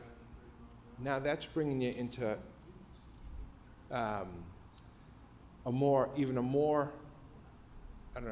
residential pocket, right? Where it's more condensed in that little loop back around. I don't think that's I think that would be I'd leave it alone instead of doing that, to be honest with you, but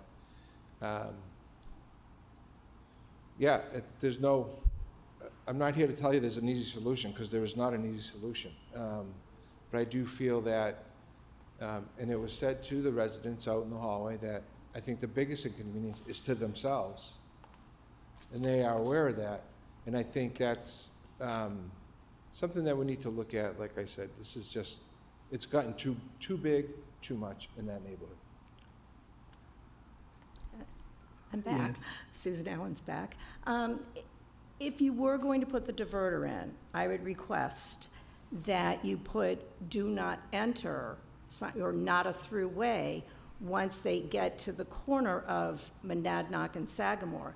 Because once they get there, that's when they start flying around the corner, and then they get angry because there's no access out. So if you put do not, not a throughway at strategic points, maybe right after Otsego, not a throughway, right after Pratt Street, not a throughway, and then they understand that they can't do that, because they don't. They get frustrated, and they go round and round and round. So, and it would prevent them. Thank you. Thank you.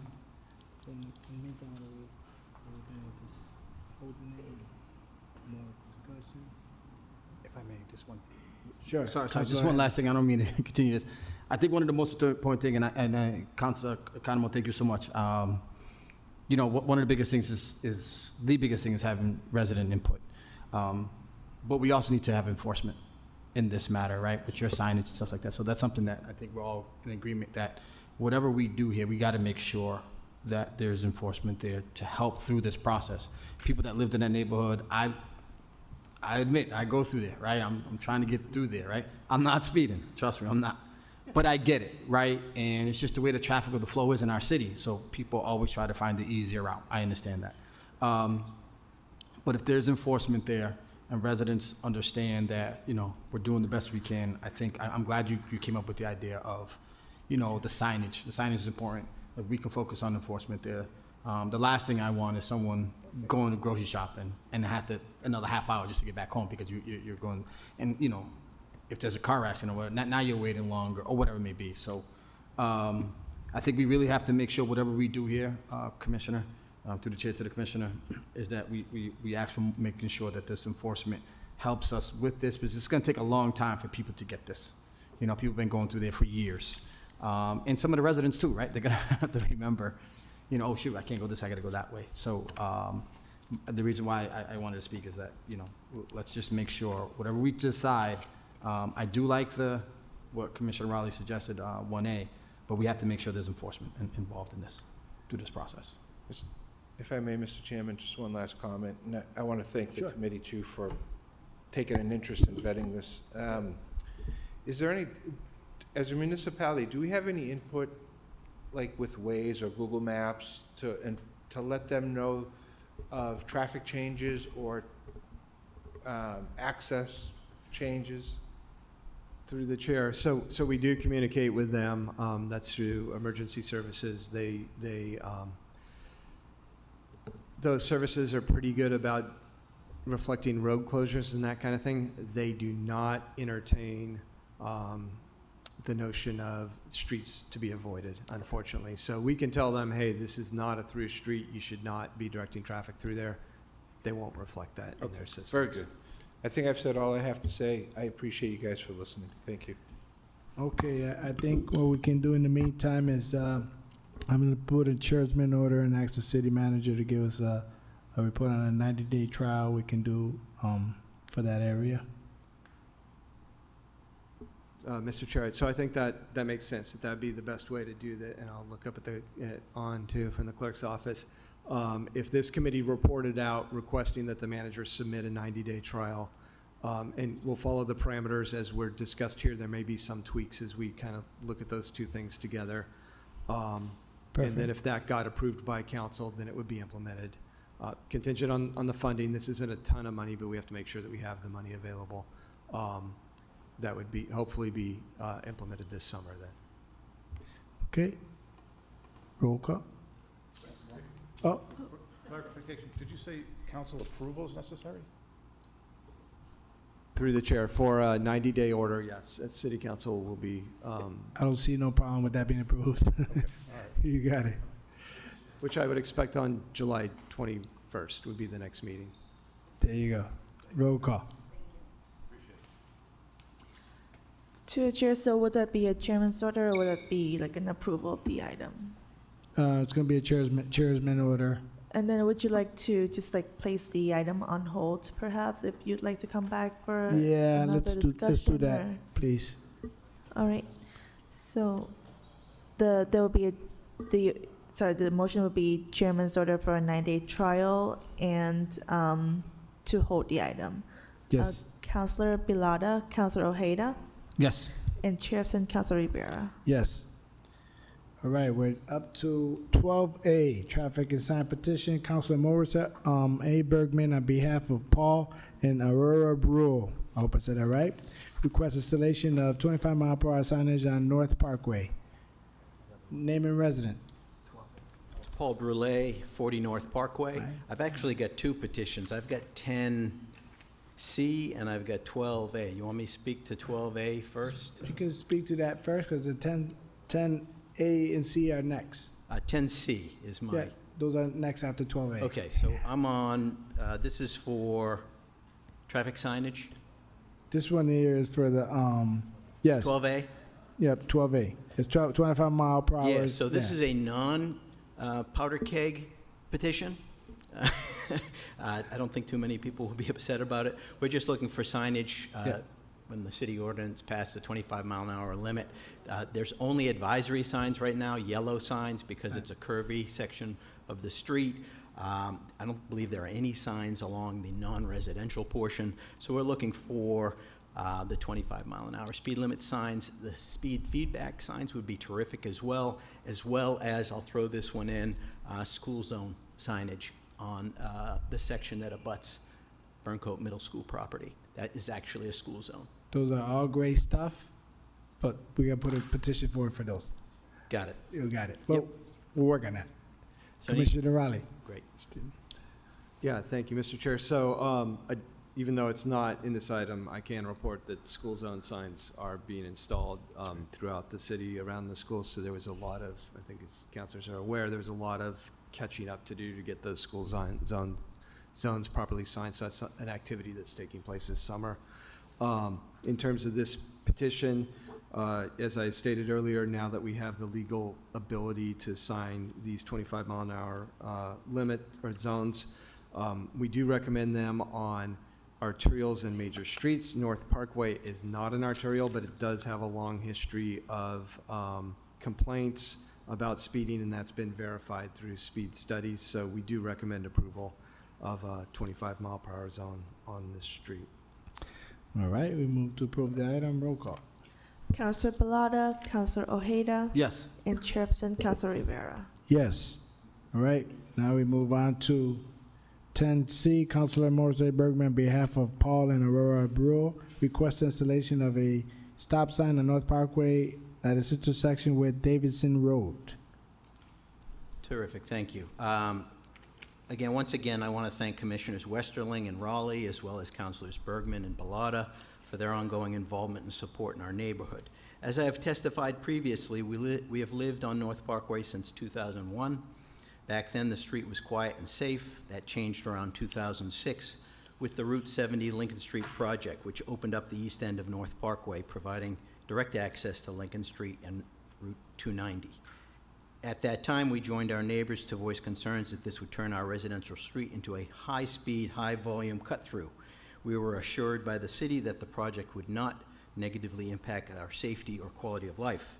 Fast forward to 2026, every concern we raised has come to pass. North Parkway is now a convenient shortcut for traffic moving between routes 290, 70, and 12. Speeds are out of control, traffic volume has exploded. Most importantly, as I said, this is a school zone for Burncoat Middle School. We have witnessed near misses involving children and other pedestrians crossing the street. Just last month, there was a head-on collision involving one of our neighbors who lives one house up from the North Parkway Davidson Road intersection. A stop sign there would likely have prevented that accident, which resulted in totaling our neighbor's vehicle. A stop sign at this intersection would also help differentiate the non-residential portion of North Parkway from the residential portion. That's it. Thank you for taking this under consideration. Thank you for your help. Commissioner Raleigh. Sorry, thank you, Mr. Chair. So just to give some data to the information that was just shared, Davidson Road carries about 3,000 vehicles a day. Again, that's quite a bit for this this type of roadway. It really functions more like a collector than a local street. Davidson is much more lightly traveled. It's under 300 vehicles. When we get under that threshold, we don't have great accuracy on the count, so I can't give you an exact number, but it's somewhere under 300 vehicles. At the intersection itself, there haven't been any crashes recorded over the last 5 years. So between the traffic volumes and the crash data, it doesn't qualify for an always stop under the MUTCD warrants, so we're unable to install an always stop there. But I am hopeful that given the speed limit sign and 2 permanent speed humps, which are also being constructed on the street this summer, that we're going to see improvement. So I think that's something that we'll want to monitor as we get those 3 things in this summer. We'll continue to collect data on the street in addition to the school zone signs. But because it doesn't meet the MUTCD warrants, we can't implement an always stop here. So Is that information helpful? My understanding, though, is that City Council can override that and put stop signs as a traffic calming measure, as they did on Clover Street. Yeah, those stop signs are being taken out, by the way. Those Clover? Clovers, yeah, because they're not part of the ordinance. No kidding. Yeah, just so you know. All right. Yeah. And so you said reported accidents. So unreported accidents, the one I mentioned last month, that was one house away, that doesn't count?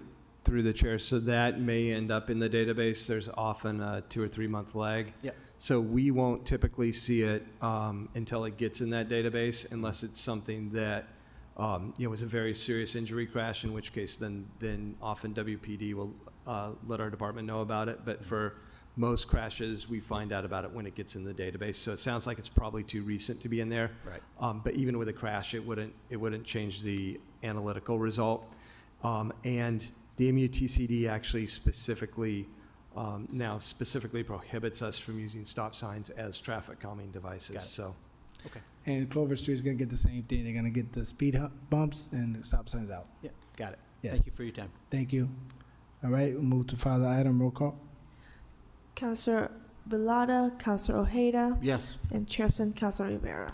Yes, 10B, Henry Halpern requests installation of a stop line at Indian Hill Road and Arad Street intersection. I'm just going in order to get to his item to 10A. 10B, nobody here for that. Mr. Chair, we recommend approval on that. So they're just requesting that a stop bar be painted. There's an existing stop sign there, and we'll do that. We'll add that Perfect. to our program. To the chair, the petitioner is on Zoom.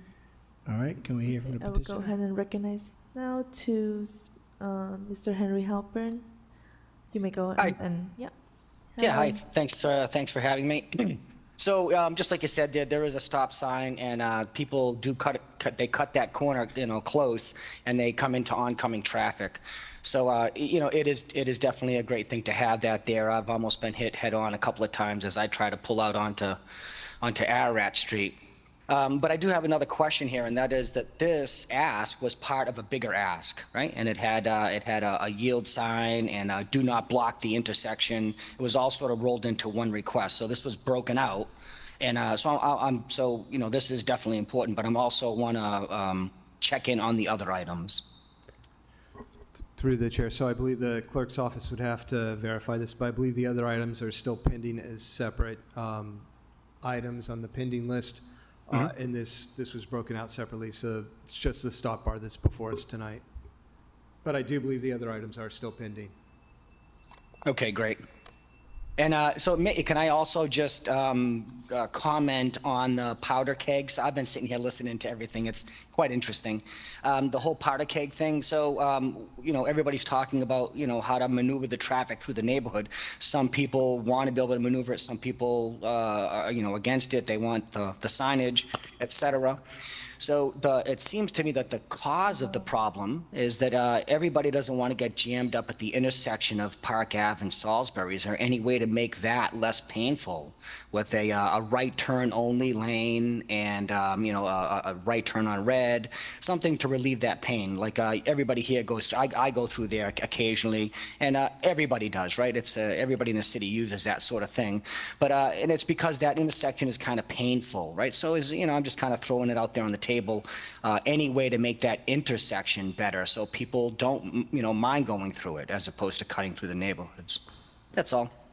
Thank you. Move to approve the item, roll call.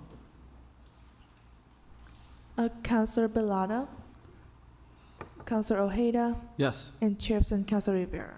Yes. Moving on to 10A, Counselor Sacha B. Mitchell on behalf of Darren Lewandowski request removal of stop sign on Venus Drive at its intersection with Green Farms Road. 10A? Sure. Name and resident. Time, Justin Johnson, 16 Green Farms Road. Okay. I'm coming here to learn more about the petition. Okay. I have 3 kids that live on Green Farms Road that have learned to ride their bikes in the neighborhood. There are multiple bus stops in the general area. It's a residential area with not a ton of traffic, so kids are playing in the street constantly. There's basketball hoops in multiple neighbors' houses.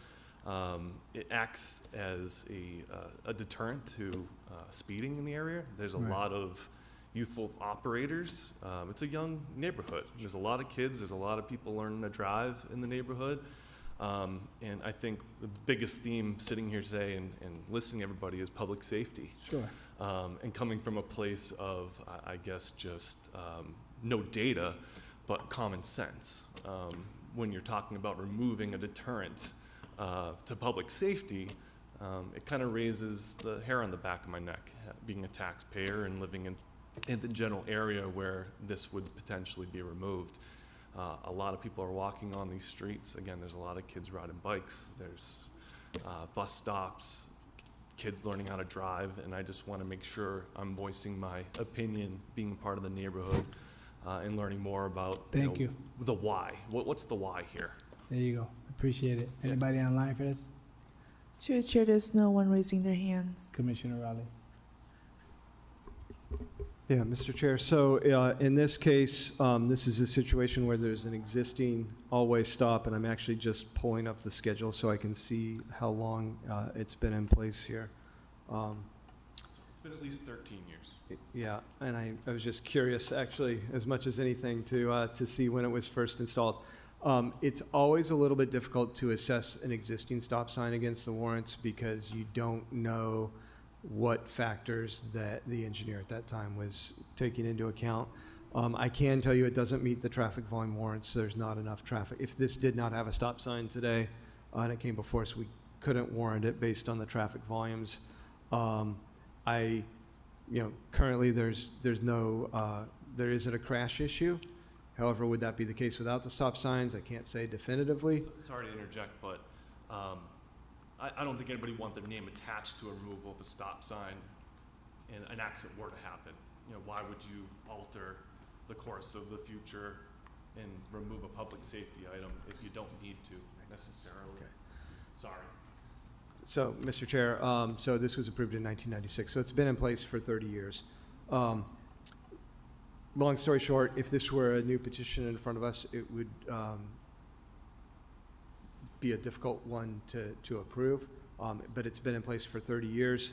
I'm hesitant to sort of overrule the judgment of the person who put it in place, given that it's performed well, there hasn't been a crash history there, and I, in particular, wouldn't want to remove it without some other form of traffic calming in place in the first place. So I could potentially see a future where if there were speed humps or some other traffic calming measure out there that would appropriately mitigate the travel speeds in the street, then maybe that's a conversation worth having. But I'm reluctant to recommend approval of removing it at this time without those kinds of measures in place. Got you. Councilor O'Hara, you have anything you want to add to this? Yeah, just real quick through the chair, to the commissioner. Yeah, I agree. I think the stop sign needs to stay. Is there any type of lines that we could put down in the road for some type of common measures or identifying traffic flow? Although there hasn't been any car accidents, just, going forward. Yeah, through the chair. So normally we want stop bars at all stop signs. So, it's, unless we think we're going to remove them, it makes sense to put them there. I don't know that it's necessarily a super high priority here, given that it's been functioning okay. But when we're out in that neighborhood, I think it does make sense for us to add stop bars if the stop signs are going to remain in place. Okay, do we have anybody online? To the chair, there's no one raising their hands. All right, then we're gonna move to file this item. Roll call. Councilor Balada, Councilor Ojeda, Yes. and Chairperson Councilor Rivera. Yes. Thank you for your time. Thank you for your Really time. appreciate it. All righty. So now I'm gonna move to 5C. Sonia Rodriguez, request installation of no parking anytime signage in front of 8 Englewood Avenue. Name and residence, please. Hello, Megan Joyce. I'm at 6 Englewood Avenue. So I don't know why the request is put in. If I had to guess, I would guess that the people across the street at, I guess, 5 Englewood, right, that it's difficult to get in and out of their driveway because of our neighbor at 8 Englewood. Right. I believe there's 3 adults that live in that house, and at any given day, there's at least 6 cars parked in and around his driveway. My initial concern is that by eliminating parking in front of 8, you're just gonna move him down in front of my house 6, and then I won't be able to get in and out of my driveway. I think parking is certainly an issue, and this is really a case of a neighbor that is not particularly courteous, and I think the street itself sees cars going too fast. I think it's impossible for 2 cars to pass if there is parking on both sides of the street. So I don't think that a no parking is a bad idea. I just think restricting a no parking to just in front of 8 Englewood Ave is a disservice to the street, especially because we're right at the entrance of that street and the rotary at Englewood Ave. So I would not turn down the no parking in front of 8, but I would ask to extend that or not do the no parking in front of 8 and then just do one side parking only. Thank you. Sure. Do we have anybody online?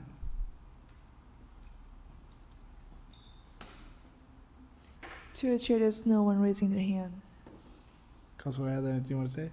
Yep, just be real quick. Are there signs, to the chair, to the commission, are there signs where no parking from here to the corner, preventing people parking right up on the driveway? So through the chair, we usually don't sign that. There is a 5-foot statutory requirement, but unless there's a repeated documented occurrence, we don't sign it because we'd have to sign in pretty much every driveway in the city at that point. But yeah, there is a requirement that you can't park within 5 feet of either side of a driveway. Okay, Commission, oh, go ahead. Sorry. Just, I guess that's something that, I'm trying to figure out what district this is in, but My maybe. district. It's District 5. Just a suggestion to the chair,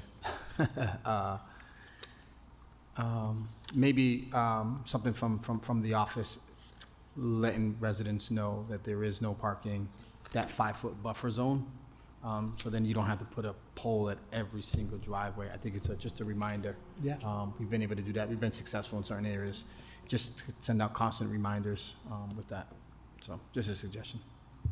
Just through the chair in response to that, it's a good idea, and it's something that we did about 2 years ago, and it might be time to do another campaign. And not so much a direct mailing, but just sort of a citywide campaign that involved press releases, social media, website stuff, just reminding people about safe and lawful parking practices. Don't park too close to driveways, don't park too close to crosswalks, don't park in the sidewalk, all that kind of stuff. So that's something we could look into doing. Again, it's been a couple of years since we've done that. So through the chair, does that have to be a chairman's order, or is that something?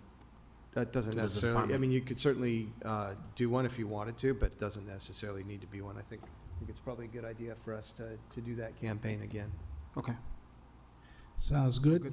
So we're gonna just file the item. Yeah, for this item, the thing, it's, if you'd like a job at DTM, to the person who spoke, because, I mean, literally, the argument that she made was exactly what I would have made, which is that the street is 26 feet wide, which is just about as narrow as you can get and accommodate parking on both sides, and you really need a low-volume street to accommodate it. 26 feet is usually more comfortable with parking only on one side. The street I live on is 26 feet wide, and you occasionally get someone parking on the other side, and it is difficult to maneuver and difficult to get out of your driveway. But I am reluctant to approve it for just one spot opposite of someone's driveway. It would make, in my mind, it would make more sense along the entire street, and we'd want to do a comprehensive parking study to make sure there was sufficient parking remaining for that. So I do recommend file in this case. And I will say that historically, when there has been a problem with backing out of the driveway, the council has tended to look more favorably on a request to prohibit parking in front of your own house instead of your neighbor's house across the street. Doesn't help as much, but it ensures that you have a little bit more wiggle room. So. That's what I do in my house. As we move to file roll call. Councilor Bellotta, Councilor Ojeda, Yes. and Chairperson Councilor Rivera. Yes. All right, now we're back to order. 4C, Councilor Robert Bellata requests installation of flashing pedestrian crossing signs on Belmont Street, Route 9 at the intersection of Belmont Street, Route 9, and Stanton Street. Anybody online for that? To the chair, there's no one raising their hands. Commissioner Raleigh. Mr. Chair, and this item is also related to item 13B, so it might be a good idea to take 13 what? B. B, okay. So we might want to take that Yep. at the same time. I sure will. Let me grab it real quick, because I know it's at the end back here. 13, that's 13C. 13B, petition of Councilor Robert A. Bellata requests installation of a cash bump out in front of, a curb bump out in front of 197 Belmont Street. Yeah, and thank you, Mr. Chair. So the idea, this is a crosswalk that gets quite a bit of use because there's the park on the south side of Belmont Street and, of course, the residential areas to the north. It's a difficult crossing. You know, we know that we have a speeding problem that we're trying to work with on Belmont Street. It's the exact same thing I described earlier on Salisbury Street, where you've got 2 lanes of traffic in one direction, so one car may stop for you and the other one doesn't. So this is a good candidate for additional safety enhancements at a crosswalk. The reason for the related petition is that we don't have enough room on the sidewalk to actually get a rapid flashing beacon in there. The sidewalk is so narrow that there's not physically enough room. So the curb extension will create that space. And then on the south side, we can encroach into the parkland a little bit to allow the installation of the rapid flashing beacon. So we do recommend approval of both items. Sounds good. Roll call. Councilor Bellata, Councilor Ojeda, Yes. and Chairperson Councilor Rivera. Yes. Since we're in the 13, I might as well do the last one, which, and I don't want to save it for last, because then I won't hear the end of it. 13A, a petition of Natalie Gibson requests solid white line be repainted on Mill Street from Gates Lane to 169 Mill Street. Yeah, Anybody online for that? To the chair, there's no one raising their hands. Commissioner Raleigh. Yeah, I'm just getting to the item. I believe the recommendation was to file. We are going to add it to the, let's see, I think it is due. It was last painted in '23, so Todd, I think we are planning on repainting that one this year. But for any of these that are not changing the lane lines, that are just refreshing the lines, I'd like to just encourage people to go ahead and put it into 311, and then that way a work order is generated, and we add all of those to our list, so that as crews are out in that neighborhood, they can get to those locations. Perfect. So we move to file the item. Roll call. Councilor Bellata, Councilor Ojeda, Yes. and Chairperson Councilor Rivera. Yes. All right, we're now back to 4D. Christopher J. Shea requests installation of enhanced crosswalk signage at the 2 existing crosswalks on Salisbury Street in the vicinity of the main campus entrance of Assumption University, located at 500 Salisbury Street. Anybody online? To the chair, there's no one raising their hands. Commissioner Raleigh? Yeah, Mr. Chair, could you remind me of the page? Oh, this is page 6, is it? Page 6. Page 6. Page Yeah. 6, great, thank you. So this is a location right at the main entrance to Assumption, and there are actually 2 crosswalks at the entrance, and it's sort of an interesting arrangement because the easterly crosswalk does have wheelchair ramps and sidewalks connecting to it, so it's a proper crosswalk. The westerly crosswalk is a strange one because it doesn't connect to anything. They're just 2 granite curbs on either side. So it's completely non-compliant. Well, I get that if someone is walking down the shoulder, it's a more convenient place to cross. It doesn't feel like a very safe place to cross. And again, it's completely non-compliant without any sidewalks or curb ramps.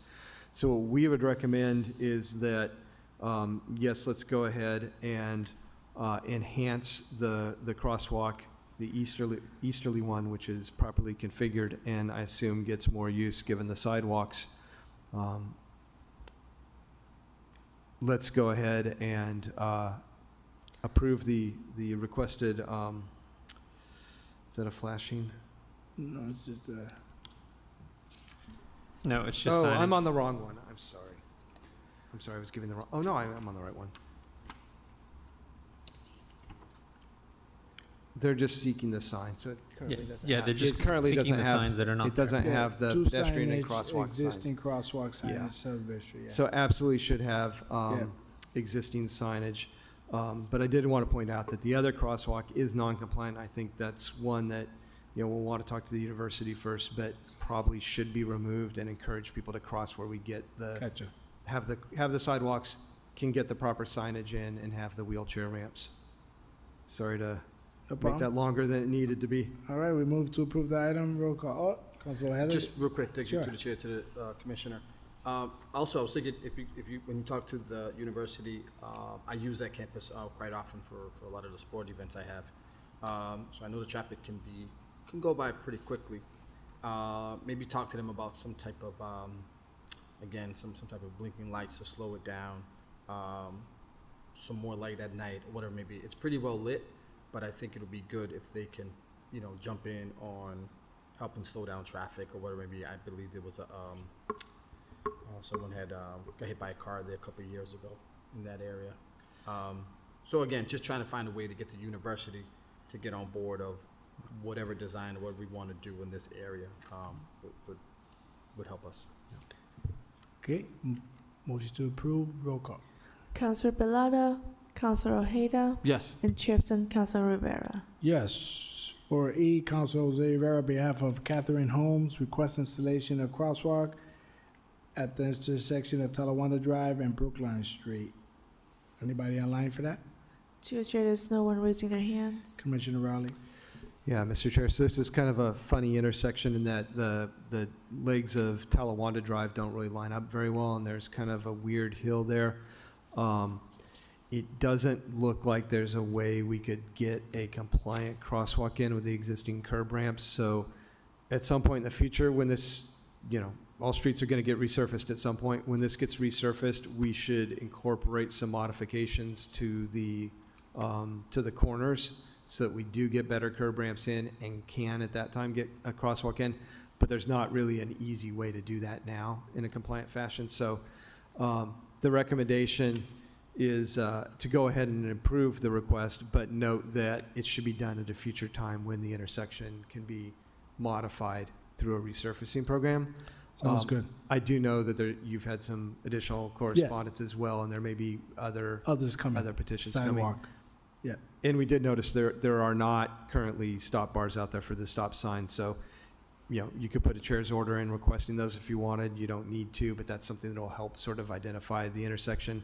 We will add it to our list either way.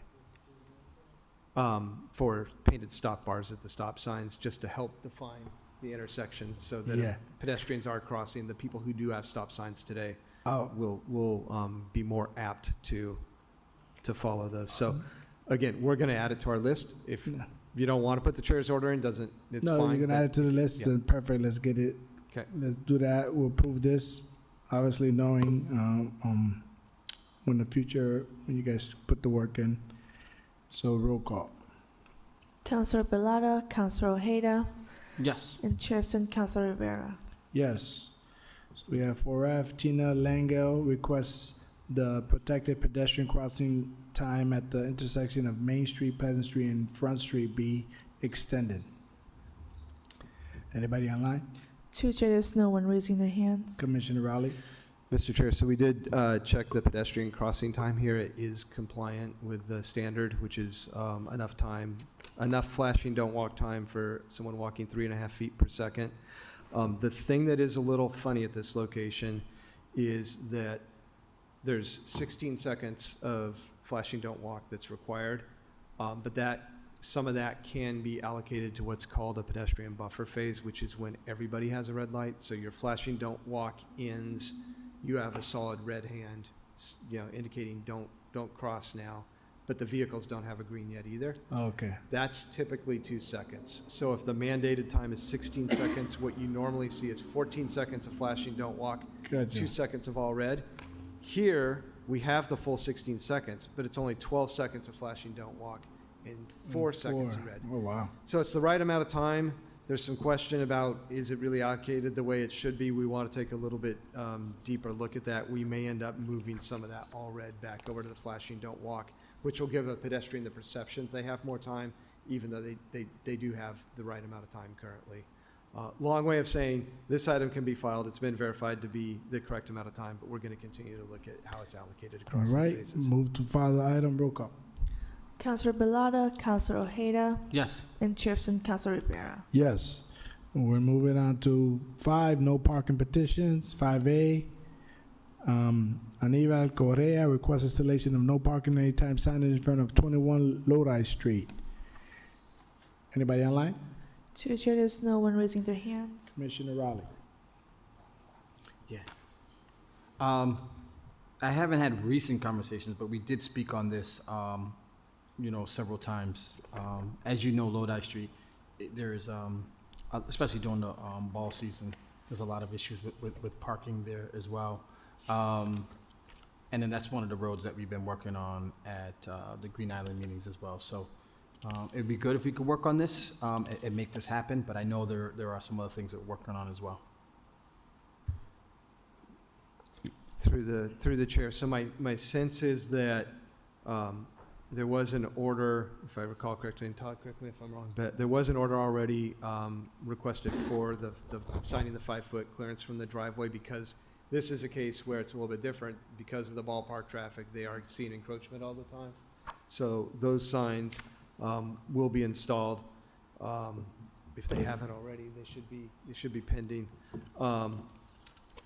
But I'm wondering if this particular request, which is no parking in front of the whole frontage, maybe it does make sense to file this item, knowing that we're looking at things like an RPP for the entire street in this area. And hopefully then the 5-foot driveway signs deal with the immediate issue, which was getting in and out of the driveway. So Is it good, either way, we Colorado? could hold it or we could file it, but Okay. my sense is We'll move to file the item. Roll call. Counselor Bilada, Counselor Ojeda, Yes. and Chairperson Counselor Rivera. Yes. 5B, Madison Balducci requests installation of no parking anytime signage in front of 9 Moore Ave. Anybody online? To ensure there's no one raising their hands. Commissioner Raleigh? Yeah, I'm just making sure I've got the right notes on this one. This is 5B, page 11. Yeah, Todd, do you remember if this petition was specific to the driveway or the entire frontage? Just Maybe if we could skip over this one and come Sure, back to it. we'll go back My to it. notes don't match my recommendation, so I No just want problem. to make sure. Make a note, 5B, right here, 5B. Okay. 5C we did already, so we're going to 5D. Chad A. Dawkins, on behalf of Jesse Burkett Little League, requests installation of no parking, 2 a.m. to 6 a.m. Sunday to Saturday signage on Chandler Street. Did that mean PM? Chandler Street from 542 Chandler Street to the Worcester State University North Entrance. Mr. Chair, and there's a couple of different items on this one as well, but the idea Yes. here was to prohibit parking overnight. We had met out there Yes. with the petitioner, talking about some of the challenges with the parking that provides access to the park and the Little League field. So the recommendation is to approve the request that would essentially prohibit the overnight parking and prevent long-term parking in those spaces. Okay, so I just want to make sure I read it correctly. Clarification for myself. It says no parking between 2 a.m. and 6 a.m. Sunday to Saturday. So they don't want no overnight parking there pretty much? That's is it? essentially what that would do, is it would prevent overnight parking, and what that does is it helps to prevent someone who puts their car there for 2 or 3 or 4 Gotcha. days or All even right. longer, right? All right, we move to approve the item. Roll call. Counselor Bilada, Counselor Ojeda, Yes. and Chairperson Counselor Rivera. Yes. 6, parking and parking meter petition. 6A, Councilor Robert Bellotta requests installation of a commercial loading zone in front of 62 Green Street. Nobody online? To ensure there's one person raising their hands, I will go ahead and recognize them now to Speaker Daniel Spring, and you can go ahead and begin your testimony. Right. My name is Danielle Spring. I'm one of the co-owners of FEM, and the commercial zone would not work for us. I know that Westerman's had written an email saying the same thing, but I had addressed parking down here as a business owner because I was getting a lot of parking tickets, and I don't have commercial plates, so all that's going to do is take away more parking from the street that already lacks a ton of parking. I'm opposing this, but also wondering, is there anything you can do for, my staff is getting crushed with paying for parking and parking tickets. I'm getting crushed. What can we do about the parking situation down here for business owners? I'm going to defer to Commissioner Rowley.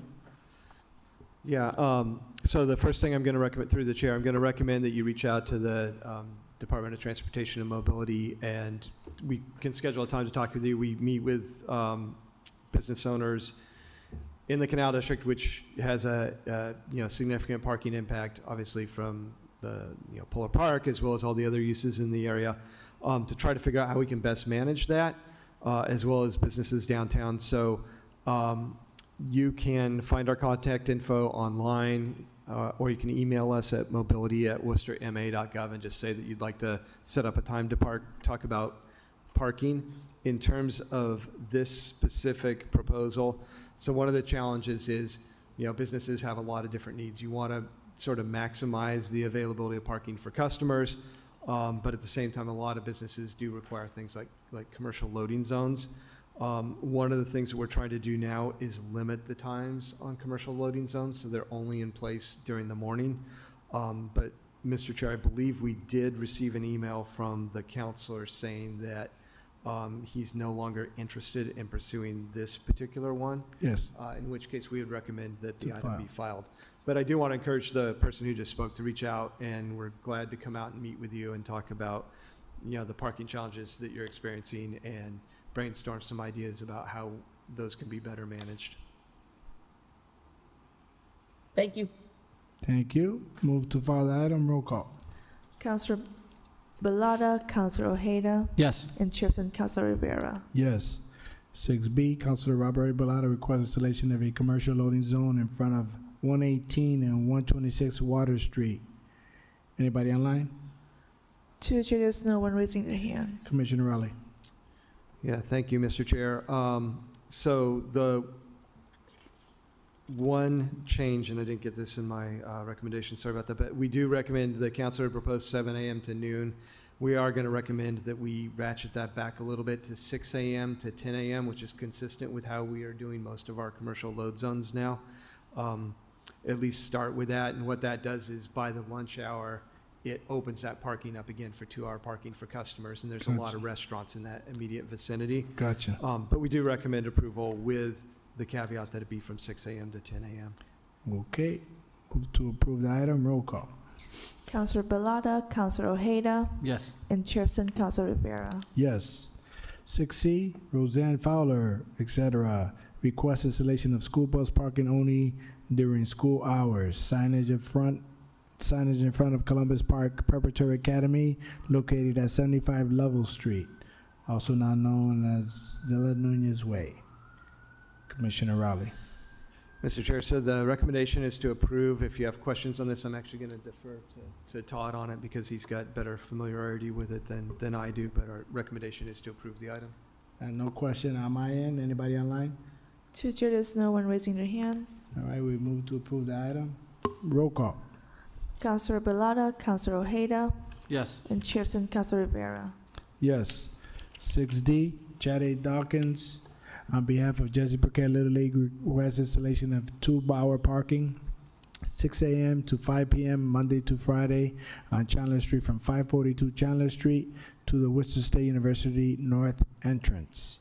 Anybody online? To the chair, there's no one raising their hands. Commissioner Rowley. So, Mr. Chair, this is again related to the previous petition we heard. Yep. So what it does now here is it establishes a shorter time frame, which is more convenient for prioritizing that parking for park users. Perfect. So the recommendation is to approve.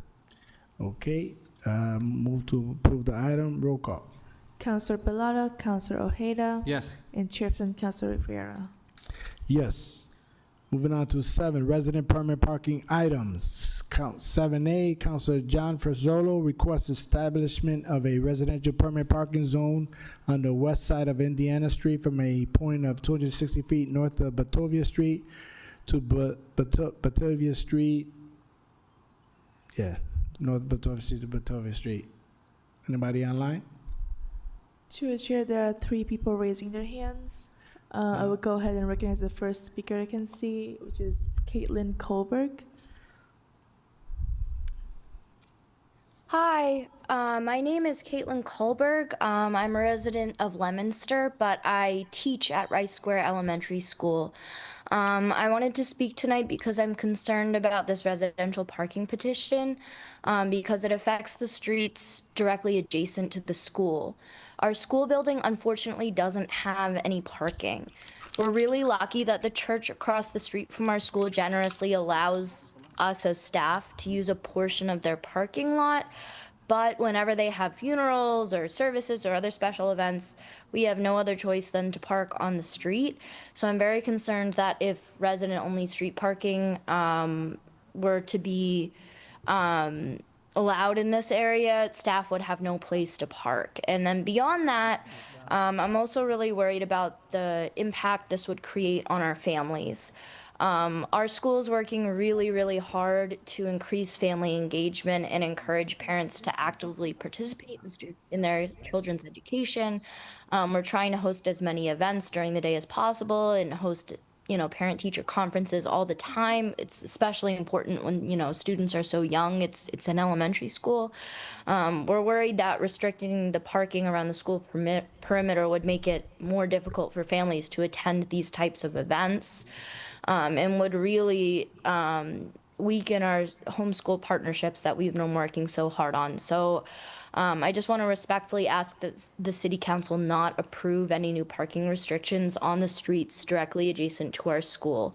And thank you for considering the needs of our, local children and families. Thank you for calling, Caitlin. Anybody else? Yes, to chair, the next speaker I can identify as Lynn Diaz. You can go ahead and mute.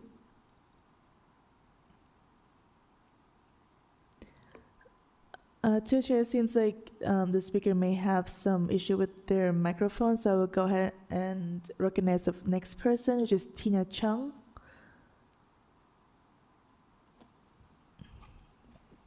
Hi, can you hear me? Oh. Yes, how are you? Hi, good. I just wanted to second everything Caitlin Kohlberg just said because I agree with everything. I am also a teacher at Rice Square School, and I park on Indiana Street primarily because I actually am a little afraid of parking in the parking lot across the street because we have to cross that busy road, I believe it's Massasoit Road. Because, as I've heard for the last 2 hours, driving in Worcester is a little crazy, and not all the cars stop at the crossing guard. So when we come early and there's no crossing guard, even with the flashing lights, cars don't always stop for us. And in fact, a teacher almost got hit last week because a car did not stop. So I personally park on Indiana Street for safety reasons. So I and everything else Ms. Kohlberg just said, I would just respectfully ask that the streets around Rice Square School would not receive a resident-only permit, and thank you for your time. Thank you, Tina. Is the other caller back? To the chair, yes, Lynn Diaz is still on. Seems like they have unmuted. You can go ahead and state your testimony. Good evening, Council. This is Lynn Diaz, Assistant Principal from Rice Square School. I respectfully oppose this petition as all the concerns. This will significantly impact our students, families, and staff, and the broader Rice Square community. It's a safety concern as well. I just boarded a plane and I need to switch my Wi-Fi off, but everything my colleagues have said, this will have a negative impact on our families. We have worked so hard to create family engagement, and this will create a humongous barrier for our families. thank you. I have to go, but I really hope that you can consider the children in our neighborhood and the rest of our community. Thank you. Thank you for calling. Commissioner Raleigh? Mr. Chair, so obviously we heard some different testimony than we had heard previously when we had heard some related items at the last meeting here. So 3 people spoke in opposition, citing hardship that would cause for them. And I know there was actually some correspondence that was received as well. So Yeah, I had to mention that I received over 10 emails in opposition of this item. Yeah, so it sounds like it's not as settled of an issue as we thought perhaps it was. And I'm open to suggestions for how we'd like to proceed moving forward on Well, it. I think the best thing we can do is just hold the item for now, and I suggest to have I'm gonna move to file the item, because what I'm gonna suggest is to have a sit down with the school administration, the neighbors, and the church, because I think the church is volunteers of allowing parking, but I'm hearing that that's not all the time either, so there's some questions here, so I think, I don't know if I had to do that in the chairman order. Yeah, let's do that. Do chairman order to have a sit down with the school administration, the neighbors, and the church in the area, and come up with a best solution for everybody. And then I'm moved to file the item. Roll call. Chair, we do have one more person who just raised their hands. I will go ahead and recognize them before the roll call. So just speaker with phone number ending in 8957. You can press *6 to unmute. Hi, can you all hear me? Yes. Thank you so much for taking the time to hear us. My name is Jocelyn. I'm also a teacher at Rice Square School, a teacher for Worcester Public Schools for 15 years. And I thank you so much for holding off on making a decision on this, because I'm a parent. I have a daughter in Worcester Public Schools, and the parking on the street kind of is like my saving grace, because I get to school right on time. I can't get there early to find a parking. So essentially, parking on the street is what helps me get to work on time and be able to also pick up my daughter on time.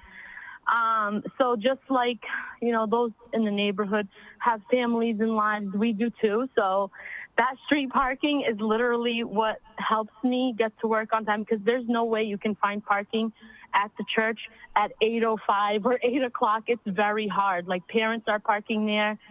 And then even just as a teacher who holds events in her classroom, like, where are all these parents supposed to park, Like, it's a school that's been there for over 100 years, Like, this is kind of how it's been. So I second everything that was said.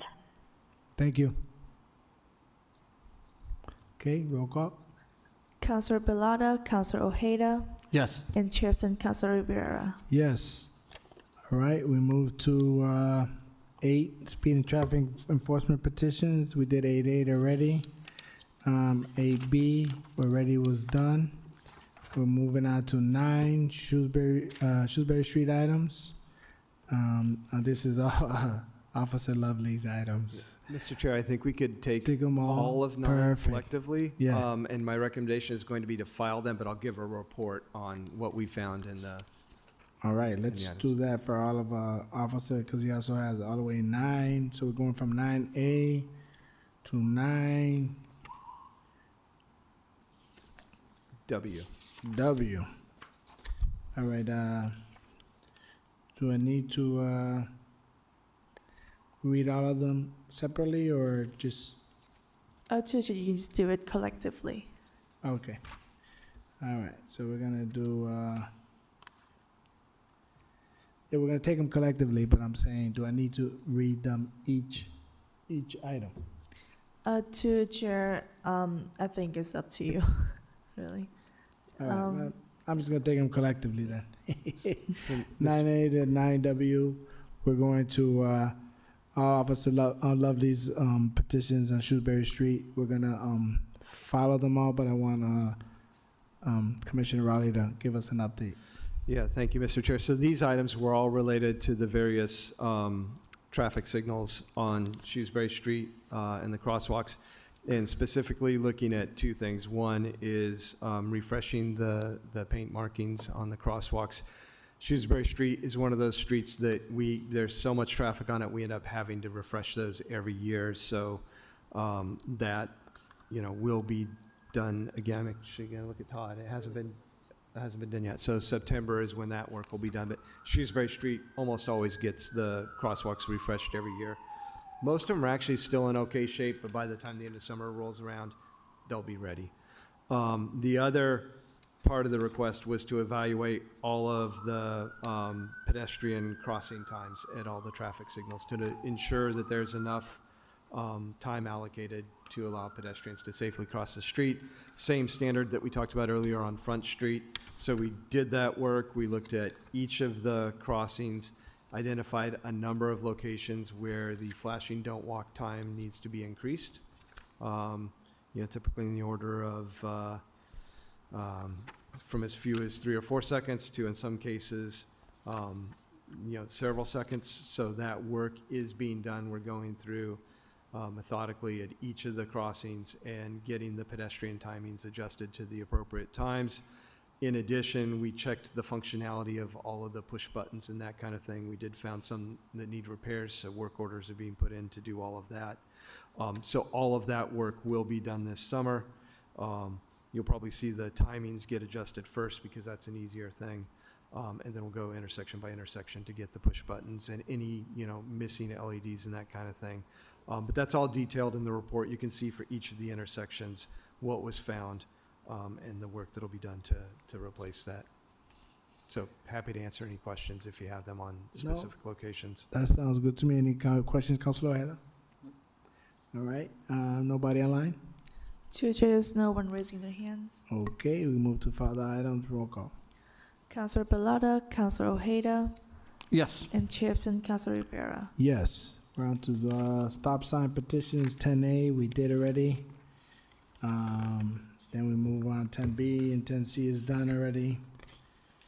We're on to 10D, done already. And 11, truck ban petitions. 11A, Councilor Jose Rivera on behalf of Suzanne O'Brien requests installation of a not a truck route signage on Knox Street at its intersection with Webster Street. Is anybody online for that? Two chairs, no one raising their hands. Commissioner Raleigh. Yeah, thank you, Mr. Chair. So just a reminder for the general public, there's sort of two different truck signs that we look at. One is an actual truck ban, which has a very high standard, has to be approved by Mass DOT. This location would not be likely to be subject to that. But what we do in cases like that, where they're really still not appropriate for truck traffic, is put up a sign that says not a designated truck route. So it's not enforceable by the police, but it does communicate to truck drivers that it's not a good choice and it helps to cut down on the traffic. So we recommend approval of an order requesting installation of not a designated truck All route right, sign. move to approve the item. Roll call. Councilor Balata, Councilor Ojeda, Yes. and Chairperson Councilor Rivera. Yes. 12A, traffic sign petitions, we did. Now we move on to 12B, Councilor Jose Rivera on behalf of Joyce Thimo requests installation of a signage indicating Maple Leaf Road is a private road. Anybody online? Two chairs, no one raising their hands. Commissioner Raleigh. Mr. Chair, we recommend approval. Move to approve the item. Roll call.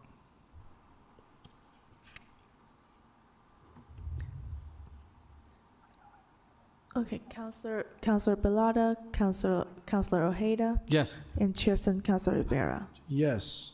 Moving on to C, Councilor Jose Rivera on behalf of Joyce Thimo requests installation of signage indicating Love Street is a private road. Commissioner Raleigh. Yeah, Mr. Chair, we have some conflicting information here. The city's official street listing says it's a private road. The state's database says it's a public road. I did some research on it today. I couldn't find a definitive answer. It looks like a private road. It's not improved, so I believe it is a private road and the state's database is in error. So my recommendation is going to be to go ahead and approve the order. We'll continue to research it. Obviously, if it's not a private road, even though there's an order, we won't put a private road sign up. But rather than hold it up here, Perfect. I would suggest just approving the order, and we'll continue to research it before it's installed. Sounds good. Move to approve the item. Roll call.